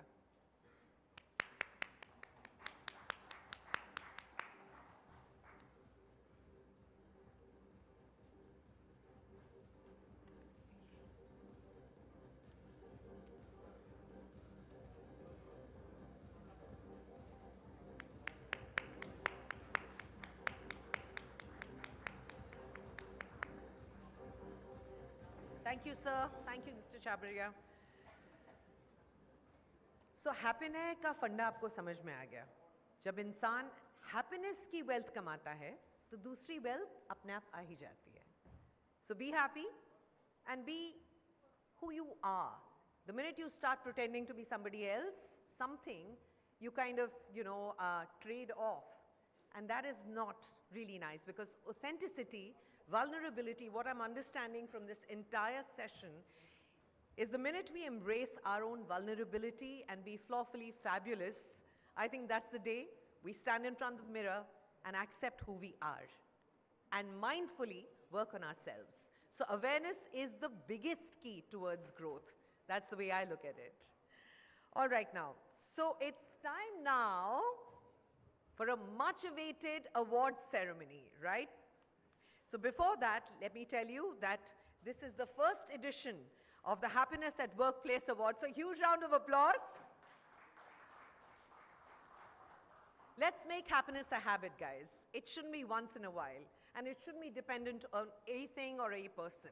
It should well from here, and that's most important. It gives me great honor to have amidst us Mr. Deependra Singh Kushwaha, IAS Development Commissioner, Industries, Maharashtra. Sir, it gives me great honor to have you on stage. And Shri Anand Goenka, Managing Director, CEAT Limited. Gentlemen. Please. And now may I call upon Shri Raj Chengappa, Group Editorial Director, India Today Group, to give the introductory remarks. Sir.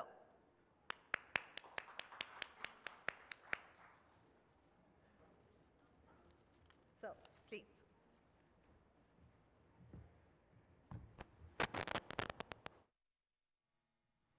Everyone, and after all those fantastic sessions on happiness, it's time to come and award those who've excelled in doing so. And as Kampia was mentioning, this is the first Happiness Workplace Summit and Awards being held in the country. And India Today magazine is delighted to collaborate with RPG Enterprise in this venture.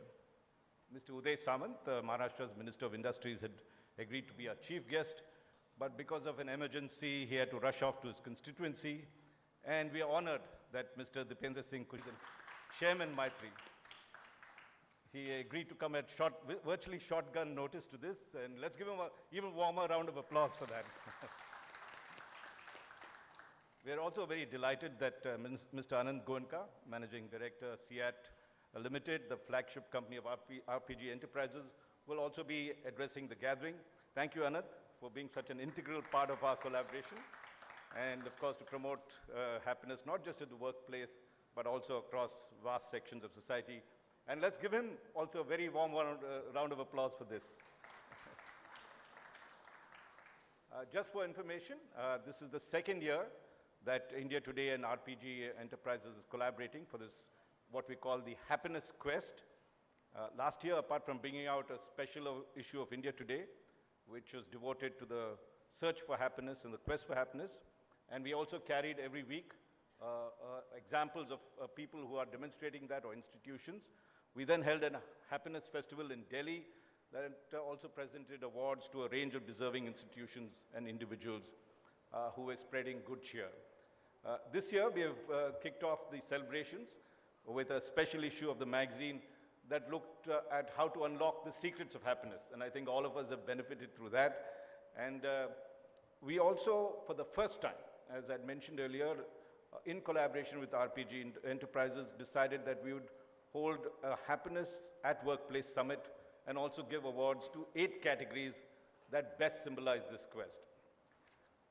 I think this, and we all feel that this endeavor is most important because, as we were describing in earlier sessions as well, that in one fell swoop, every notion of the office and workplace was destroyed by the pandemic. For most of us, there was a traditional separation between office and home, and that seemed to be completely blurred in this new world, new universe we entered into. And there was a need to motivate and inspire our colleagues to achieve the mission at hand. And it was a very difficult period for all of us, I remember. There was also this emergence of what the youngsters called the YOLO, Y-O-L-O, or you only live once generation that came up. Because COVID brought into us a great feeling of uncertainty, and the fact that about your mortality, that any time you could go, it wasn't like it was guaranteed that you'd be around for a long time.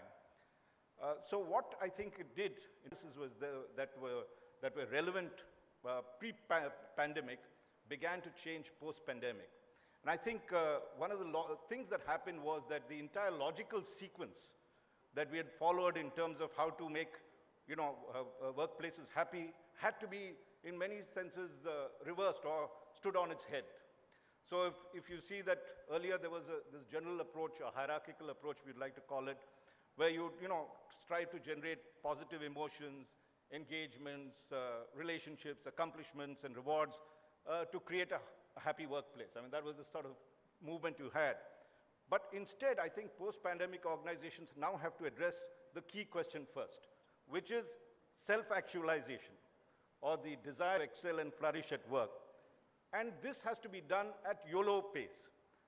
There are, as I said earlier, no more guarantees for longevity. And on the flight to Mumbai, I happened to pick up this book very long back. I put it into my Kindle, and just by accident I came across. I bought this book long back called Ikigai, The Secret of to a Long Life and to a Long and Happy Life. I think a lot of HR practitioners use this book, but what struck me was it seemed very relevant to our times because it has this definition called VUCA, which is a volatile, uncertain, complex, and ambiguous world. It kind of described the world. And it says, how do you discover your true meaning, what you do, why you do what you do? And that is supposed to unlock the joys and happiness that, and bring you the motivation and drive to excel in work. And I was just thinking that, for a long time in journalism, our quest for truth actually follows what we call in journalism schools 5 W's and 1 H. And which is that any event that happens, anything that's happening across the world, we ask these 5 W's, which is what happened, where did it happen, when did it happen, who was responsible, and how did it happen. Now these how question is something that, everyone's interested in. And most importantly, I think, if you want to know what really happened and why becomes the key question there. So you answered all this to our readers and listeners. If you read the newspapers or you listen to the news these days, you'll find that pattern. It answers these 5 W's and 1 H. But I think the why question is most important because as the motivation speaker, Simon Sinek, who I read the other day, points out, he has this golden circle theory where he defines organizations having 3 concentric circles where they have to define what, how, and why. And to Sinek, the more organizations, and I'm quoting him, and people who learn to start with why, the more people there will be who will wake up being fulfilled by their work and what they do. So asking why, and then understanding why is in many senses the key to self-actualization, which hopefully translates into happiness, and that is the quest we are all after. Which comes to the question of what we are doing today, which is to celebrate happiness at the workplace and award those who have excelled in it. And as this was the first such scientific exercise that was going to happen, we got our research associate, MDRA. It's a very premier research organization with significant experience and expertise in analyzing behavior and these kind of things. And they set out certain parameters that could work out scientifically how we can assess organizations and the happiness quotient in these places. So we finally homed in after discussion with them on 8 categories. And among them are, we could have 10, 12, but we said, okay, it's the first attempt. Let's see how best we can do this. And so we said, let's look at best recreational space, facility at workplace, the best green office, best architectural design, best mentorship and career growth programs, best health and wellness programs, best work-life balance program, and at the workplace, of course, happiest workplace for women, and best employee engagement programs. So it was a large team comprising researchers, statisticians, and analysts from MDRA who worked on the project from November 2022 to January 2023. That's about 3 months they sat and did it. Then they approached the nominated companies, sourcing data from them, stating why they, and asked them why they think they are best fit to get the award. Organizations were also free to select the categories, and I'm giving you this because this is going to be, I believe, an annual feature that we should continue to do. They were asked to participate and give their own this thing, and then also just to back this whole thing, just not making an objective sort of analysis, we got a perception survey done, which was carried in around 22 cities, and about 1,095 corporate employees, ex-employees, senior faculty members of business schools and with industry experience were asked about their opinion and gave their understanding and results of that. The survey, of course, did reveal many facts, views, and opinions about what companies are doing to make their employees happy at the workplace, and I'm sure all of you all and all of us can learn from it. Following that, we had a jury comprising of the leadership team of India Today magazine and the leadership team of RPG Group that included Mr. Anand Goenka, which finalized the winners in each category. We brought this element in so that we could debate and discuss and see the robustness of the survey. And to me, I am sure Anand will also must have gone back It was an eye-opener for all of us when we went down the criteria for each award. And I think all of us silently asked, are we doing this in our company? You know, more than anything else, you first have to learn yourself before you try and tell others what to do. And just let me give you an example of the parameters which went into each category. Let's take I'm just giving one example. For the happiest workplace for women, the parameters fixed for the award was, does the organization have policies to make female employees feel safe and happy? Do they have safe commuting for female employees? Do we give them flexibility to work, given the nature of the responsibilities that they have? What is the percentage of women in decision-making and leadership ranks in that company? What is the female attrition rate in terms of females leaving the organization? And what are the awards and recognition the company has bestowed on them? So it is something that's, we asked ourselves, I had the head of HR, Purva Mishra, also our head of HR, Purva Mishra there. Venki from RPG Group was also there. And I'm sure all of us did this internal thing. We have tremendous parameters, and for all these 7 categories, 8, one I talked about, all these other 7 categories, they are fascinating and important parameters, I think, which were laid down, and we could improve on them. Certainly, this is our first exercise, and we'd love the feedback we get on this, so that HR specialists can come and tell us, well, let's look at this and let's look at that. We are open to that. And we're going to publish it in the next issue of India Today. So all of you all who have comments on this, we'd most welcome it. But for today, we have with us the winners in each category, as well as the corporate professionals, several of them from the human resources function. And I welcome each of you all to this event and congratulate you all for your success on this. We hope such awards would foster not just healthy practices, but also healthy and happy atmosphere in the office. So thank you very much, and may I now request Anand Goenka to deliver his keynote address. Anand, please.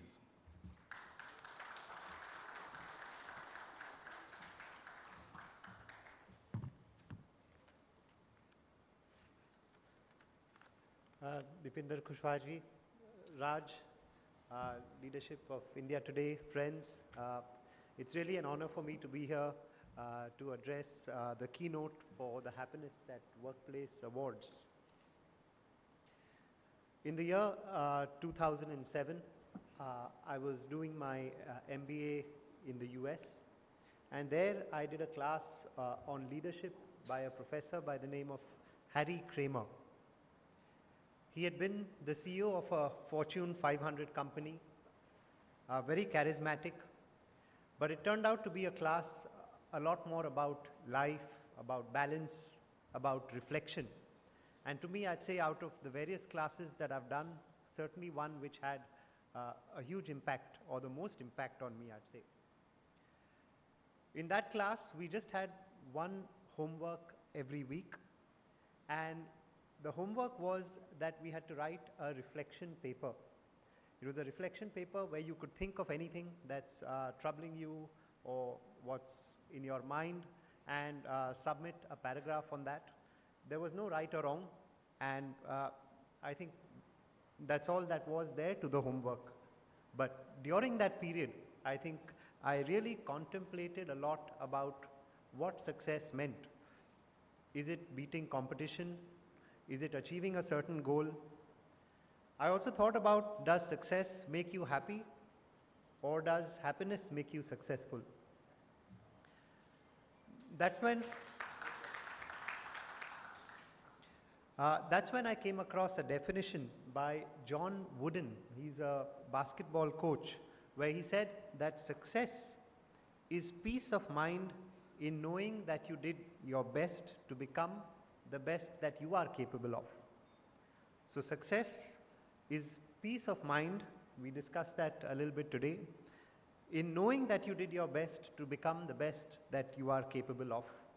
I think to me this really worked well for me. I think I use this as my personal definition of success, and peace of mind possibly being the most important word out here. I think it also made me think a lot about that, is it success or happiness, success and happiness, peace of mind? Some of these are all kind of sides of the same coin, and maybe not very different. But I think I also came to believe that largely happiness is one that leads more to success than vice versa.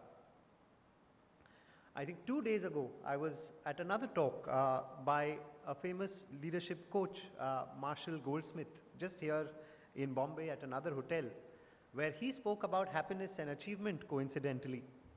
And he said, happiness and achievement are independent variables. Be happy to be happy, he said, and achieve to achieve, and never be fixated on that goal that you're setting out for or that result that you're setting out for, and don't let it define you. Michael Phelps, one of the most successful Olympists or sportsmen the world has ever seen, after winning 25 Olympic gold medals, was depressed and contemplated suicide.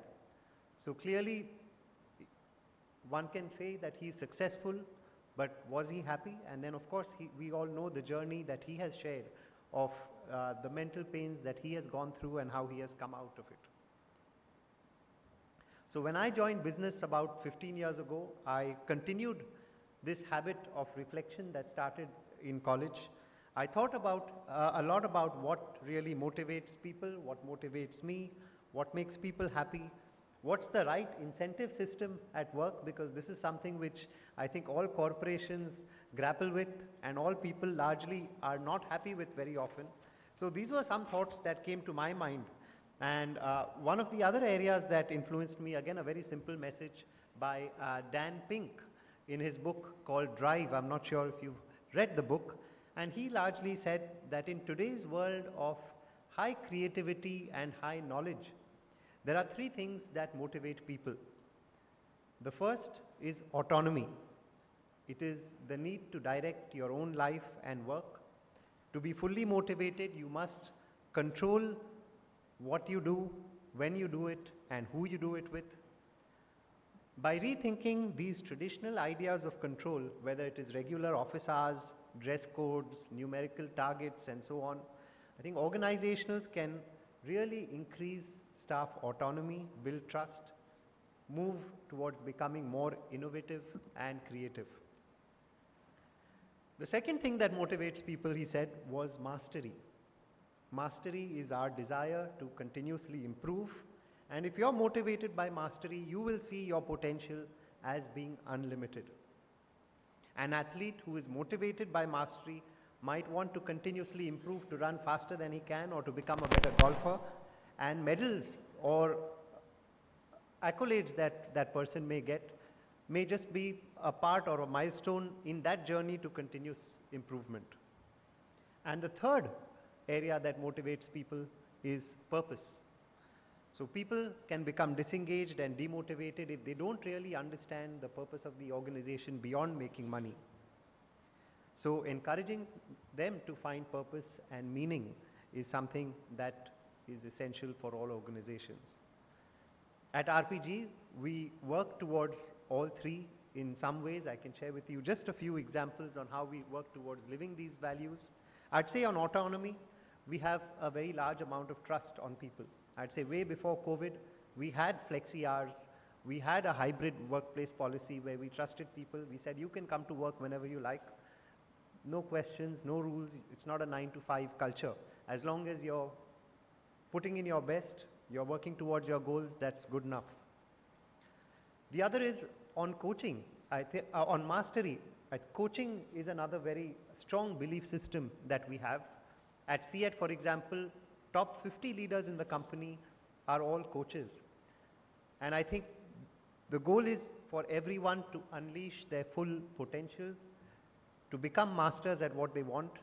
But during this journey, I think we realized that the learning was far more for the coaches than the coachees, because I think everyone just became much more effective leaders and were able to learn a lot more through the process of becoming certified coaches. And finally, being purposeful. I think all of us want to make money, but I think we are instrumental through KEC in providing electricity to the remotest village and providing education to the most underprivileged girl child because of the electricity we provide to those villages. At CEAT, it is towards making mobility safer and smarter every day. And I think that's what excites us to come to work. I think we are cognizant of the fact that happiness of our people leads to success and outperformance. And in 2014, we crafted a corporate brand with happiness as its core value. And we have a smiley emoji that represents that part of the vision. Our vision is to unleash talent, touch lives, outperform, and be happy. And that's what we really truly work towards. Since then, we've tried to advocate this message beyond our workplace, and one of the important areas is our partnership with India Today. We co-created the concept of Happiness Quest. We shared good news in a world which is full of negative news. We celebrate and recognize individuals who have spread happiness in different fields, not just business, but last year we recognized people in the field of art, in spirituality, entertainment, way beyond just business and work. And now we have Happiness at Workplace Summit and Awards, which aims to recognize and celebrate some of India's most foremost spaces which result in happiness at workplace. So thank you, India Today, for a great partnership and partnering with us. And congratulations to all the winners in advance, and a pleasure for us to be here. Thank you very much. Thank you, Anand, for this wonderful thing. And the three mantras, if I remember, autonomy, mastery, and purposefulness. Is that correct? Yes. And I think it's a great lesson for all of us. Dipendraji, you're here. Could you say a few words, and then we can have the award ceremony, please? Thank you. Please give him a warm round of applause. Thank you.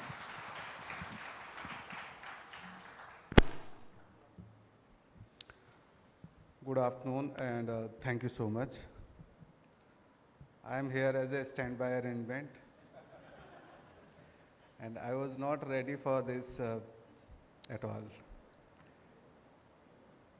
We as a bureaucrat are good in paperwork, filing, firefighting.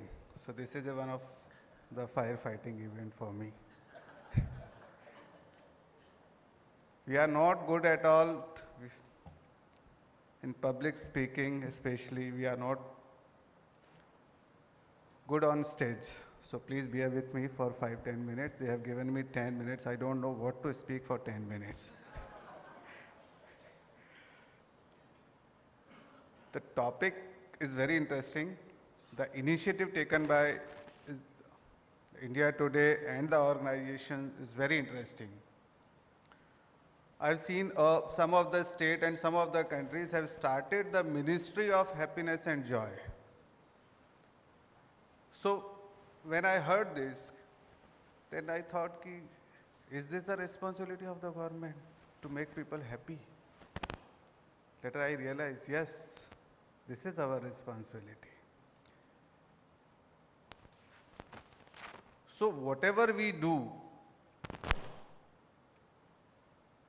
we think how it will create an impact on each and every people and how it will make them happy. But unfortunately, most of our act, especially, this is a public forum, it is difficult to say.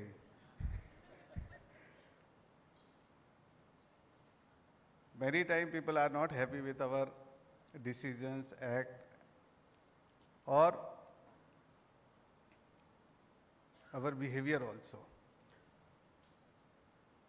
So I won't go to that subject, but I would like to thank Mr. Raj, India Today Group, RPG Group, and all the companies here present who have taken initiative for the happiness of the employees or happiness at the workplace. This is a very important, as said by Mr. Raj and Mr. Goenka, that happiness is directly related with the success and the progress of any company, any organization. The important thing, you have realized this, you have started the initiative, and this will definitely change the future of your organization. As a government, we have to learn a lot from you. How we can bring the happiness in our organization, in the government, so that the efficiency, the progress, and the performance of government will increase drastically. So I am here to learn from all of you. So I thought that this is an opportunity for me to learn how we can make our people happy, the employees, and the whole public happy. Thank you. As I said, I am not prepared, especially with the content. I don't have anything with me right now. But you gave me this opportunity to represent the government of Maharashtra. Unfortunately, our Honorable Minister has stuck with some important work, so he could not join. And last minute, I was asked to be here. But I am really happy to be here. I've seen how Mr. Goenka has shared his experiences, and the organizations and the representatives are present here. So once again, congratulations in advance from my side, from the government side, to all of you. And let's start. This is a beginning. I believe this is a beginning to start this culture in our organizations. So once again, congratulations and thank you so much for giving me opportunity. Thank you, Mr. Kushwaha. I have to say something. You know, people who can actually be vulnerable, laugh at themselves, be self-deprecating, are the toughest, cleanest, and purest people. So it's so beautiful when you can be honest when you're on a stage, okay, and say, okay, so I'm going to be honest, because I think honesty per se is one of the most admirable, courageous acts in today's world, where everybody wants to prove that they're better than the other. And I think that percolates even into a workspace, where you become a workforce with the same purpose, the same zeal, and you pick each other up and say, we are a team. So when you play as a team member, I think the enhancement of productivity goes by leaps and bounds. So thank you so much, gentlemen. And Mr. Goenka, the 3 fundas that you've given, I'm going to remember that for the rest of my life, for sure. Absolutely. And now, ladies and gentlemen, it is time to celebrate certain people and certain companies who've truly, truly been radical, as rad as Gen Z says, and woken up to the true purpose of building a workforce that is not just a workforce, but it's a soul force, because everybody works from here. So please put your hands together, and I request all of you gentlemen to please stay here. So now it's time for the awards, okay? And these awards are very interesting. हमारी field में होता है best actress, best actor, best musician. यहाँ बहुत ही कमाल categories हैं. So I want you to listen to them carefully. All right? Okay. Category Best Recreational Space Facility at Workplace. Organization Microsoft India. And the awardee is Mr. Ambar Mitra, India Head, Real Estate Operations. Could I please have you on stage? A company that offers the best recreational space and facility at the workplace, including bonding events. Congratulations.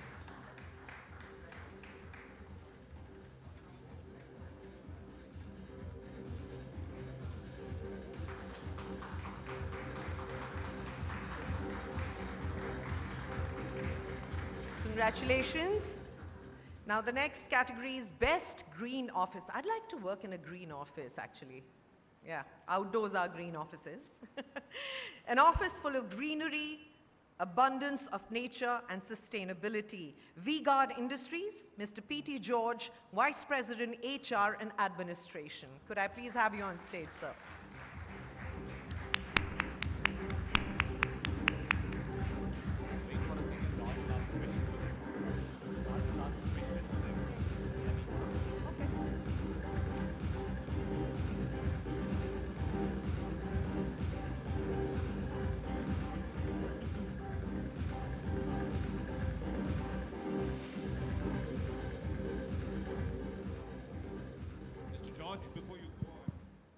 We just want a quick word as to how you all did it. Just tell us, because a lot of companies here and HR departments would like to listen to you.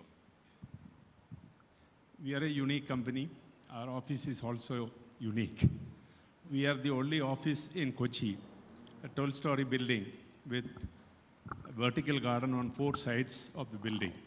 Whoever passes by will not be missing the office.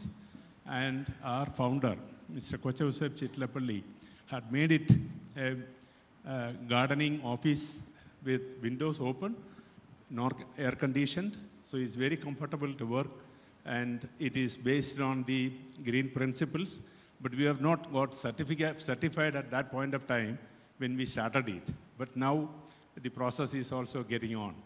So we work in a beautiful office, enjoying the place, and definitely that makes people happy and enjoy. It's a great place to work. Thank you. Let's give him a warm round of applause. Just quickly before, Yes, actually, please. we need, please, thank you. I just need to call Mr. Amber Mitra back on stage Yes. for Microsoft. If you can just say a few words about your organization, which you'll won on the best recreational space facility at the workplace, just to give us an idea. Thank you.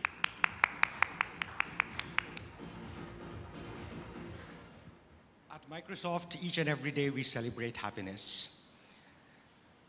And, at Microsoft, each and every employee, they are happy at work and not work happily. And that's the biggest difference that we create. Interesting. Thank you very much. Excellent. Thank you. Thank you very much. Well said. Okay, next category is Best Architectural Design, Adobe Systems India. Unfortunately, due to some unforeseen circumstance, the team couldn't be here. Well, a workplace that gives happiness by unique design. So we will be sending the award to their office, right? Moving on, Best Mentorship and Career Growth Program, Cisco Systems India, Mr. Anand Patil, Director Systems Engineering, the best career growth programs that enhances productivity.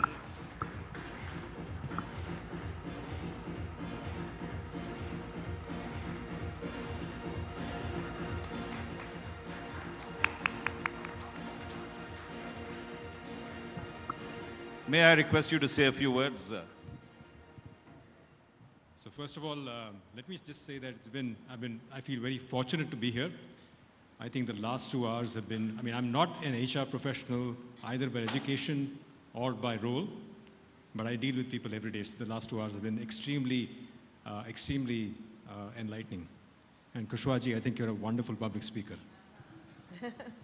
So at Cisco, we're actually in the business of creating technology platforms. And these platforms are leveraged by the largest organizations in the world to achieve their digital ambitions.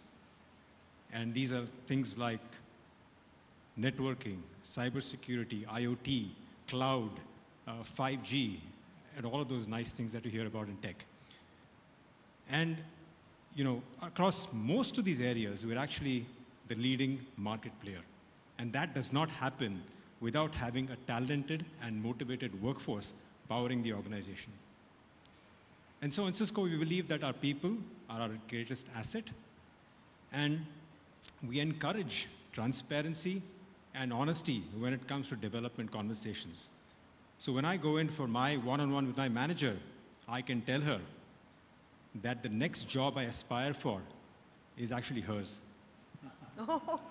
And she, in turn, has appointed or connected me with a mentor and a sponsor to help me with that quest. Which is why I've been in this company for over 15 years now. And it's just not me. Around me, you'll find plenty of colleagues who've built a better part of their career with this wonderful organization. It's just part of our, one aspect of our conscious culture. It binds us and it aligns us with our larger purpose, which is to power an inclusive future for all. With that, I want to thank the team at India Today and the RPG Group for this recognition of the efforts on behalf of Cisco. Thank you so much. Thank you, sir. Thank you very much. And congratulations.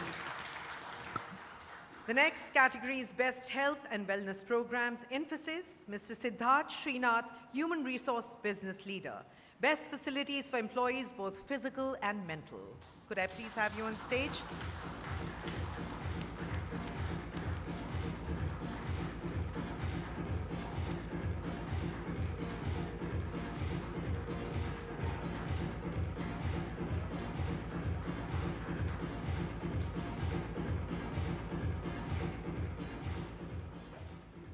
say a few words. Uh, First of all, it's an honor being here. Thank you to the RPG Group and India Today for making this event a possibility. Feels strange to stand between two very confident speakers, I would say. So, but having said that, I think from a well-being standpoint, I think at Infosys, while a lot of people might assume that we are a tech organization, but I think we firmly believe that we are a people company first, given our workforce of over 350,000 people. Well-being for us is a day in our lives. It's not something that we started as an outcome of the pandemic. It's something that we've always had. We are in the 23rd year of our well-being journey at Infosys. Many of our programs have evolved over time. It's not something that you do one day, you fix it and you move on. So it's a continuous evolution. Also, I think it's when your people get involved in the design of the program is where you make a difference, and that's what we've been able to achieve in the organization. One program that I specifically wanted to speak about, having heard a lot of eminent speakers talk about passion and purpose, is our program called Samaritans. The reason I want to share this is because we keep talking about EAP programs very often. This is a program where we have people as EAP partners for employees. That's something that stood out for us because it gave people an option to pursue their passion of being counselors at work. A lot of us do counseling for free. We said we'll make a work out of it. And that's one of the many ways that we are able to build the passion and purpose in our people. Thank you once again. It's a pleasure being here. Thank you. Thank you very much. Thank you so much. Congratulations. The next category is Best Work-Life Balance Program at Workplace, Google India. Unfortunately, the team couldn't be here, so we'd be sending the award to the office. Next is Happiest Workplace for Women, Mahindra & Mahindra Financial Services, Mr. Jyotirmoy Bhattacharya, Country Head HR and Head Employee Engagement, offers the best program suited for women. Could I please have Mr. Jyotirmoy Bhattacharya on stage, please?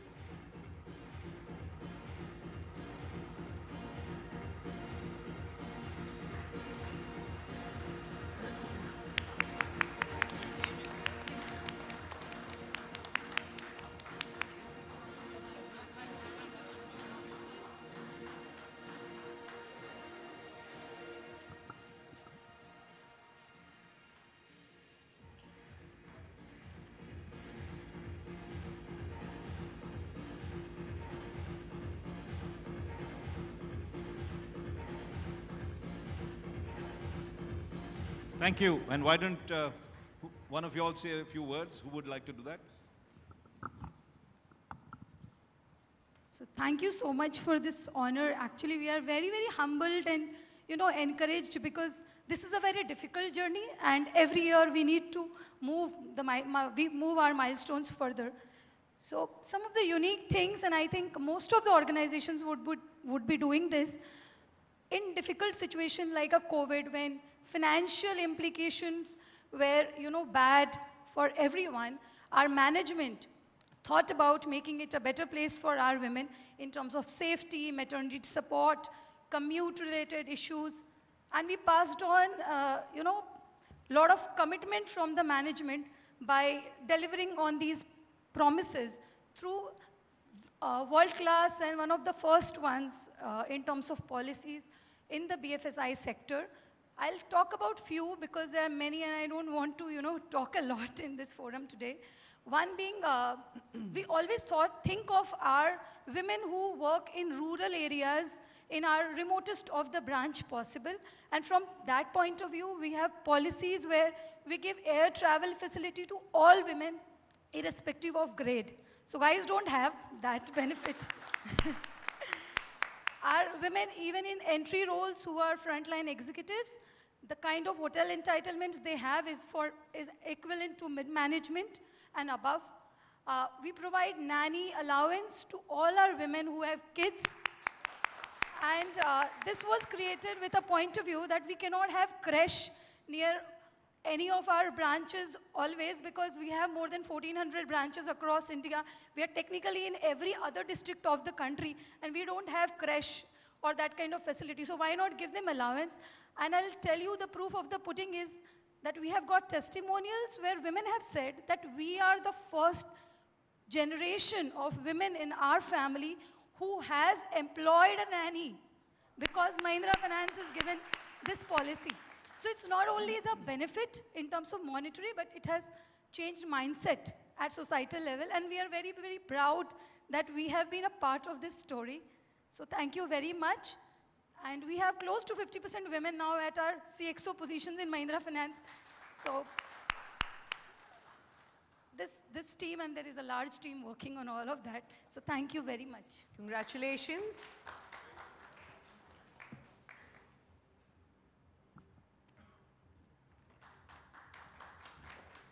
The next category is Best Employee Engagement Program. Reliance Industries, Mr. Luna Mohanty, Senior Executive Vice President and Head, People Development, based on outcome of Internal Employee Engagement Survey.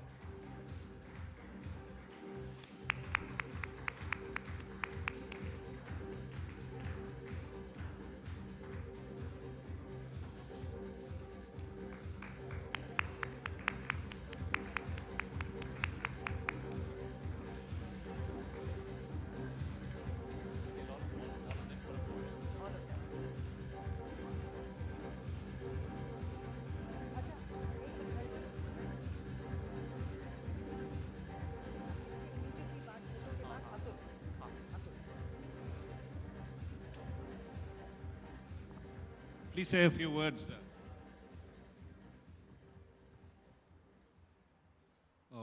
We all heard the word here repeated that's about anxiety and about peace of mind. And I think at RIL what we do is we try to do just that.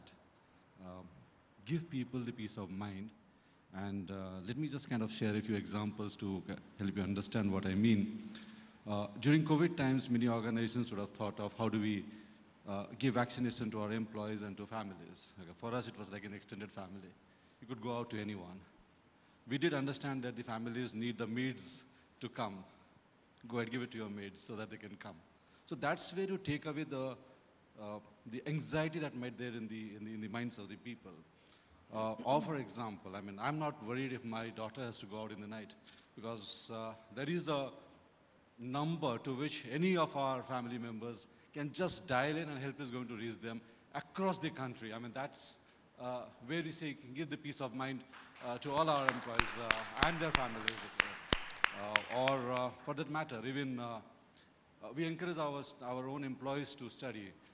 We give them courses to read, but for example, our Coursera is open to family members as well. Go and take it and read if that helps. So for us, the family doesn't just mean that we care only for our employees or just near family. For us, when we say we care for the entire extended family and the whole outside the society in which they survive and which they live. Okay? So thank you so much. Happy to be here in this happiness program. Thank you so much, sir. Thank you. Thank you. Well, congratulations to all the winners. I'd request all the winners to please come on stage for a group picture. Is that allowed? Sir, could you please come back on stage, sir? All the winners, can you All the please winners, come with your please. trophies, if you don't mind?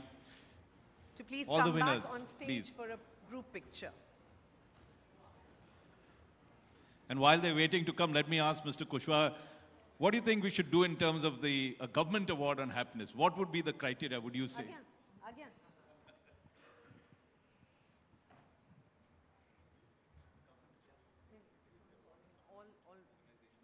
All the winners have to come back on stage.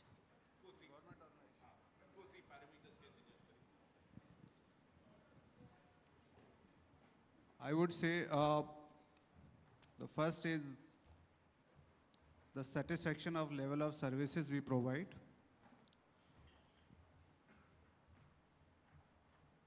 Satisfaction of the customer or client or the public, the services we provide. Second, the time. And third, the quality of services we provide.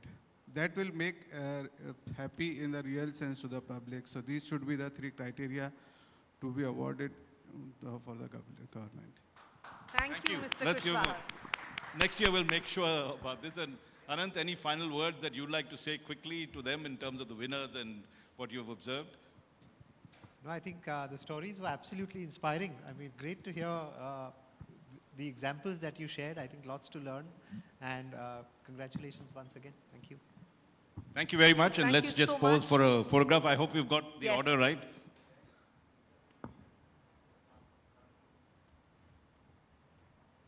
Happy faces, please.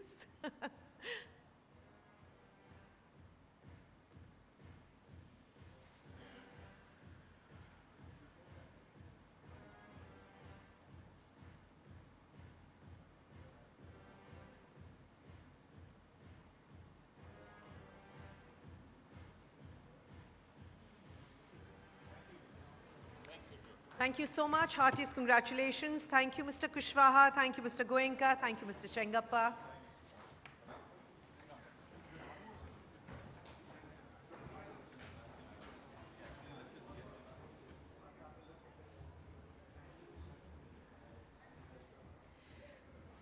And now it's time to tickle your funny bone.